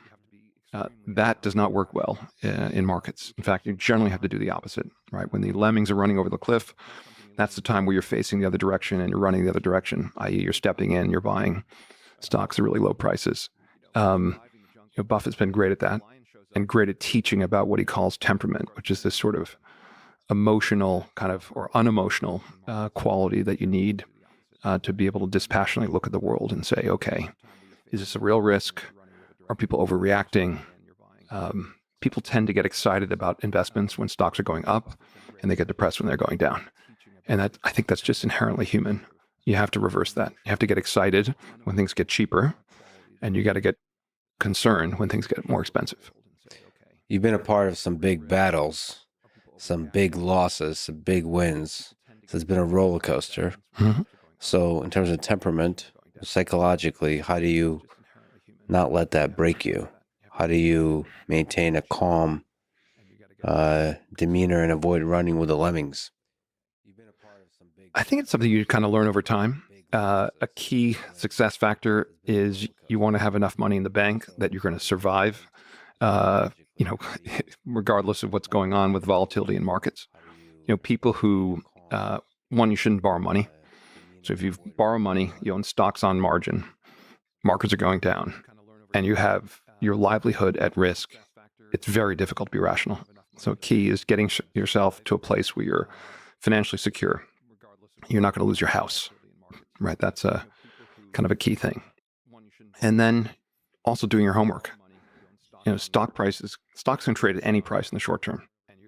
And if you know what a business is worth and you understand the management, you know it extremely well, it's not nearly as, it doesn't bother you when a stock price goes down, or it has much less impact on you because again, as Mr. Graham said, in the short term, the market's a voting machine. You have a bunch of lemmings voting one direction. That's concerning. But if it's a great business, doesn't have a lot of debt, and people are going to just listen to more music next year than this year, you're going to do well. So it's some combination of being personally secure and also just knowing what you own. And over time, you build calluses, I would say. So psychologically, just as a human being, speaking of lions and gazelles and all this kind of stuff, is it as simple as just being financially secure? Is there some just human qualities that you have to be born with / develop? I think so. I think, now I'm a pretty emotional person, I would say, or I feel pretty strong emotions, but not in investing. I'm remarkably immune to kind of volatility. And that's a big advantage. And it took some time for me to develop that. So you weren't born with that, you think? No. So being emotional, you want to respond to volatility. Yeah. And it's a bit, again, you can learn a lot from other people's experience. It's one of the few businesses where you can learn an enormous amount by reading about other periods in history, following Buffett's career, the mistakes he made, if you're investing a lot of capital, every one of your mistakes is going to be big, right? So we've made big mistakes. The good news is that the vast majority of things we've done have worked out really well. And so that also gives you, confidence over time. But because we make very few investments, we own 8 things today or 7 companies of that matter. If we get one wrong, it's going to be big news. And so the other nature of our business you have to be comfortable with is a lot of public scrutiny, a lot of public criticism, and that requires some experience. Call it that. I think we'll talk about some of that. Yeah. Financially secure is something you, I believe, also recommend for even just everyday investors. Is there some general advice from the things you've been talking about that applies to everyday investors? Sure. So never invest money you can't afford to lose. Where it would, if you lost this money and you lose your house, etc. So being in a place where you're investing money that you don't care about the price in the short term. It's money for your retirement, and you take a really long-term view. I think that's key. Never investing where you borrow money against your securities. The markets offer you the opportunity to leverage your investment, and in most worlds you'll be okay, except if there's a financial crisis or a nuclear device gets detonated, God forbid, somewhere in the world, or there's a unexpected war, or someone kills a leader unexpectedly. Things happen that can change the course of history, and markets react very negatively to those kinds of events. And you can own the greatest business in the world, trading for $100 a share, and next moment it could be 50. So as long as you don't borrow against securities, you own really high quality businesses, and it's not money that you need in the short term, then you can actually be thoughtful about it. And that is a huge advantage. The vast majority of investors, it seems, tend to be the ones that panic in the downturns, get over elated and when markets are doing well. So be able to think long term and be sufficiently financially secure such that you can afford to think long term. Yeah, Buffett is the ultimate long-term thinker, and just the decisions he makes, the consistency of the decisions he's made over time and fitting into that sort of long-term framework is a very, very educational, let's put it that way, for learning about this business.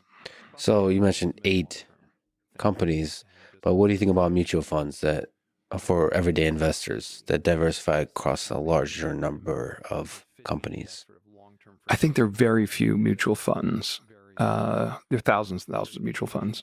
There are very few that earn their keep in terms of the fees they charge. They tend to be too diversified and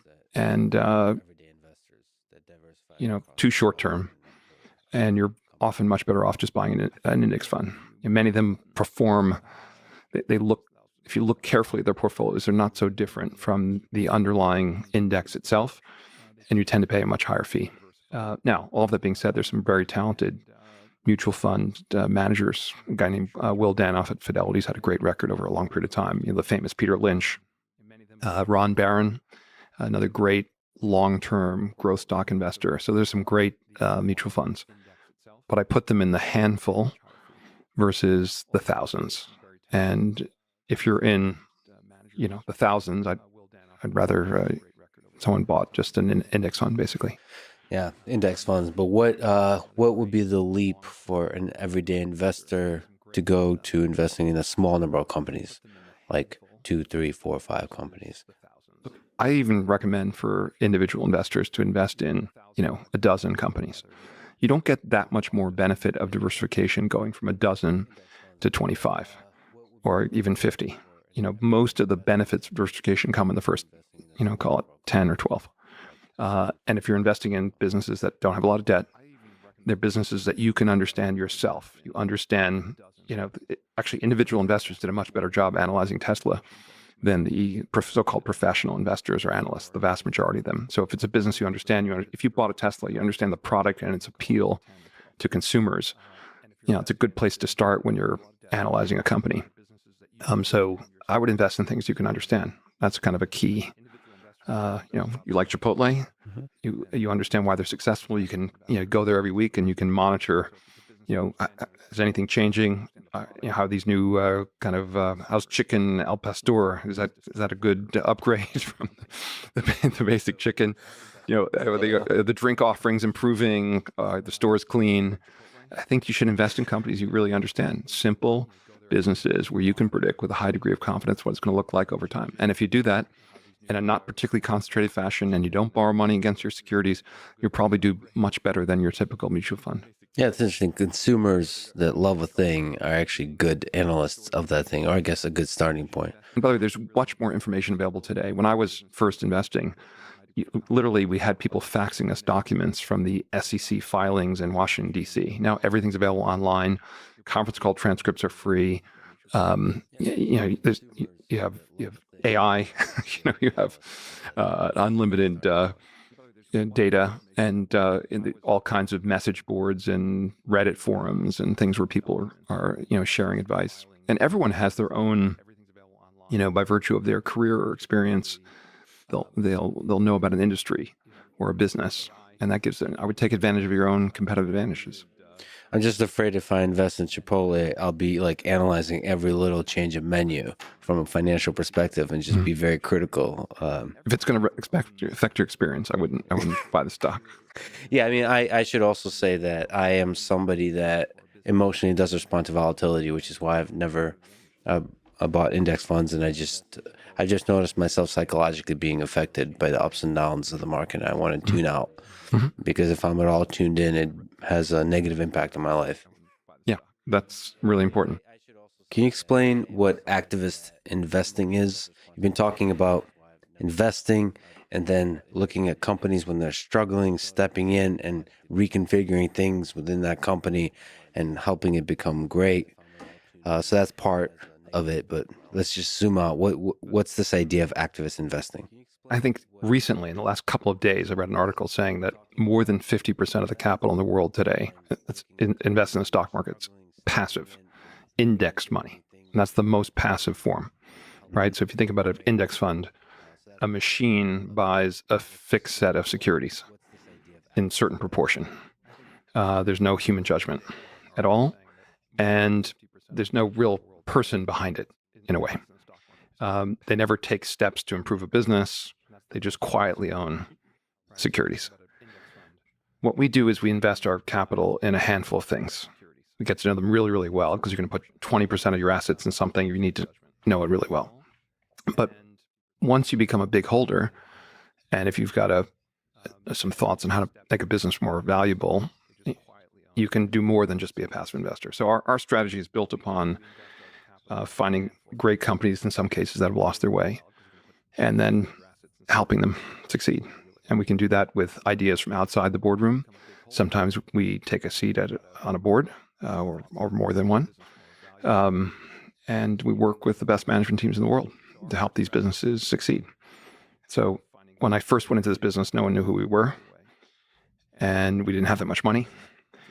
And so to influence what was to us a big company, we had to make a fair bit more noise, right? So we would buy a stake, we'd announce it publicly, we'd attempt to engage with management. The first activist investment we made at Pershing Square was Wendy's. I couldn't get the CEO to ever return my call. He didn't return my call. So we actually, in that case, our idea was Wendy's owned a company called Tim Hortons, which was this coffee donut chain. And you could buy Wendy's for basically $5 billion. And they owned 100% of Tim Hortons, which itself was worth more than $5 billion. So you could literally buy Wendy's, separate Tim Hortons, and get Wendy's for negative value.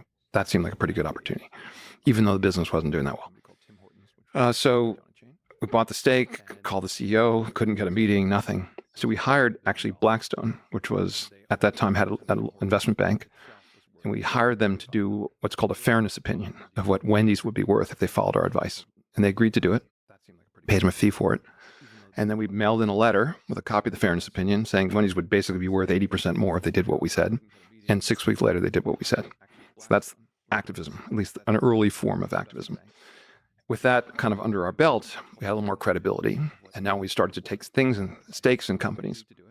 The media would pay attention. So the media became a kind of an important partner. And, some combination of shame, embarrassment, and opportunity motivated management teams to do the right thing.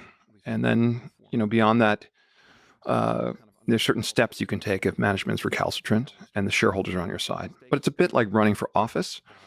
You've got to get all the constituents to support you and your ideas. And if they support you and your ideas, you can overthrow, if you will, the board of a company.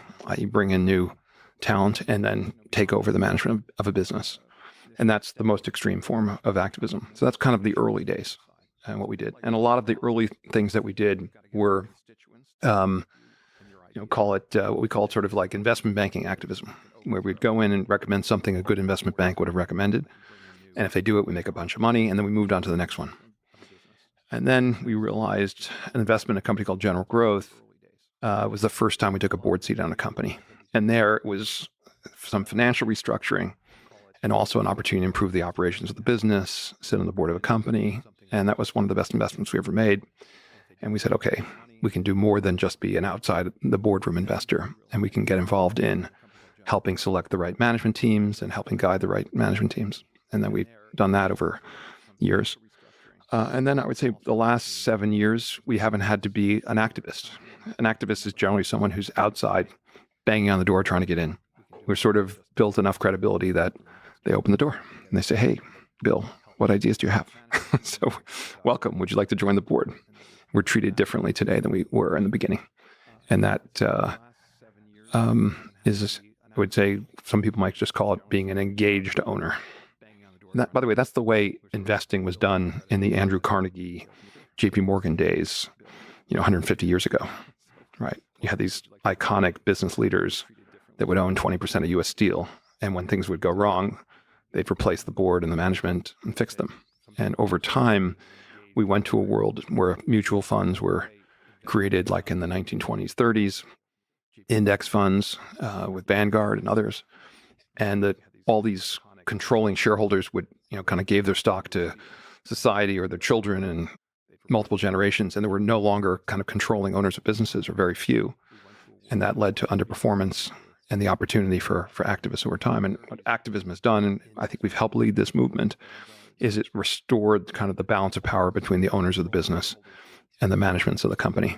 And that's been a very good thing for the performance of the U.S. stock market, actually. So the owners meaning the shareholders. Yes. And so there's a more direct channel of communication with activist investing between the shareholders and the people running the company. Yes. So activists generally never own more than 5 or 10% of a business. So they don't have control. So the way they get influence is they have to convince the other, but they have to get to a sort of a majority of the other shareholders to support them. And if they can get that kind of support, they can behave almost like a controlling shareholder. And that's how it works.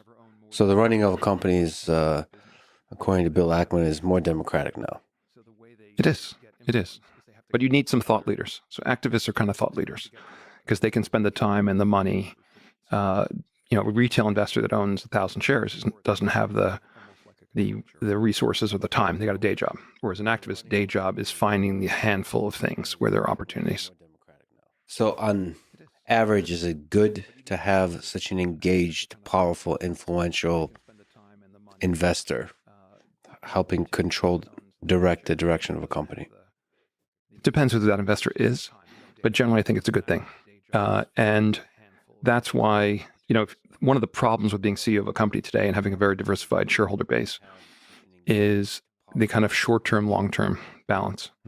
And you have investors who have all different interests in terms of what they want to achieve and when they want it achieved. And CEO of a new company hasn't had, a new CEO of an old company, let's say, hasn't had the chance to develop the credibility to make the kind of longer term decisions, and can be stuck in a cycle of being judged on a quarterly basis. And a business, the best businesses are forever assets. And decisions you make now have impact 3, 4, 5 years from now. In order to make, and sometimes there are decisions we make that have the effect of reducing the earnings of a company in the short term, because in the long term, it's going to make the business much more valuable. But sometimes it's hard to have that kind of credibility when you're a new CEO of a company. So when you have a major owner that's respected by other shareholders sitting on the board saying, hey, the CEO is doing the right thing and making this expensive investment in a new factory. We're spending more money on R&D because we're developing something that's going to pay off over time. That large owner on the board can help buy the time necessary for management to behave in a longer term way. And that's, I think, good for all the shareholders. So that's the good story, but can it get bad? Can you have a CEO who is a visionary and sees the long-term future of a company, and an investor come in and have very selfish interest in just making more money in the short term, and therefore destroy and sort of manipulate the opinions of the shareholders and other people on the board in order to sink the company, maybe increase the price, but destroy the possibility of long-term value? Could theoretically happen. But again, the activist in your example generally doesn't own a lot of stock. The shareholder bases today, the biggest shareholders are these index funds that are forever, right? The BlackRock, Vanguard, State Street. Their ownership stakes are just, at this point, only growing because of the inflows of capital they have from shareholders. So they have to think, or they should think, very long term. And they're going to be very skeptical of someone coming in with a short-term idea that drives the stock price up, in the next 6 months, but impairs the company's long-term ability to compete. And basically, that ownership group prevents this kind of activity from really happening. So people are generally skeptical of short-term activist investors. Yes. They're very few. I don't really know any short-term activist investors. That's a not hopeful ones message. with credibility. You mentioned General Growth. I read somewhere it called arguably one of the best hedge fund trades of all time. So I guess it went from $60 million to over $3 billion. It was a good one, All right. but it wasn't a trade. I wouldn't describe it as a trade. A trade is something you buy and you flip. This is something where we made the investment initially in November of 2008. And we still own a company we spun off of General Growth, and it's now 15 years later. So can you describe what went into making that decision to actually increasing the value of the company? Sure. So this was at the time of the financial crisis, circa November 2008. What real estate's always been a kind of sector that I've been interested in. I began my career in the real estate business, working for my dad, actually, arranging mortgages for real estate developers. So I have kind of deep ties and interest in the business. And General Growth was the second largest shopping mall company in the country. Simon Properties, many people have heard of. General Growth was number 2. They own some of the best malls in the country. And at that time, people thought of shopping malls as these non-disruptible things. Again, we talk about disruption. Malls have been disrupted in many ways. And General Growth stock, General Growth, the company, the CFO in particular, was very aggressive in the way that he borrowed money. And he borrowed money from a kind of Wall Street, not long-term mortgages, but generally relatively short-term mortgages. He was pretty aggressive. As the value went up, he would borrow more and more against the assets, and that helped the short-term results of the business. The problem was, during the financial crisis, the market for what's called CMBS, commercial mortgage-backed securities, basically shut. And the company, because its debt was relatively short-term, had a lot of big maturities coming up that they had no ability to refinance. And the market said, oh my God, the lenders are going to foreclose and the shareholders are going to get wiped. The company's going to go bankrupt. They're going to get wiped out. The stock went from $63 a share to 34 cents. So, and there was a family, the Bucksbaum family owned, I think, about 25% of the company.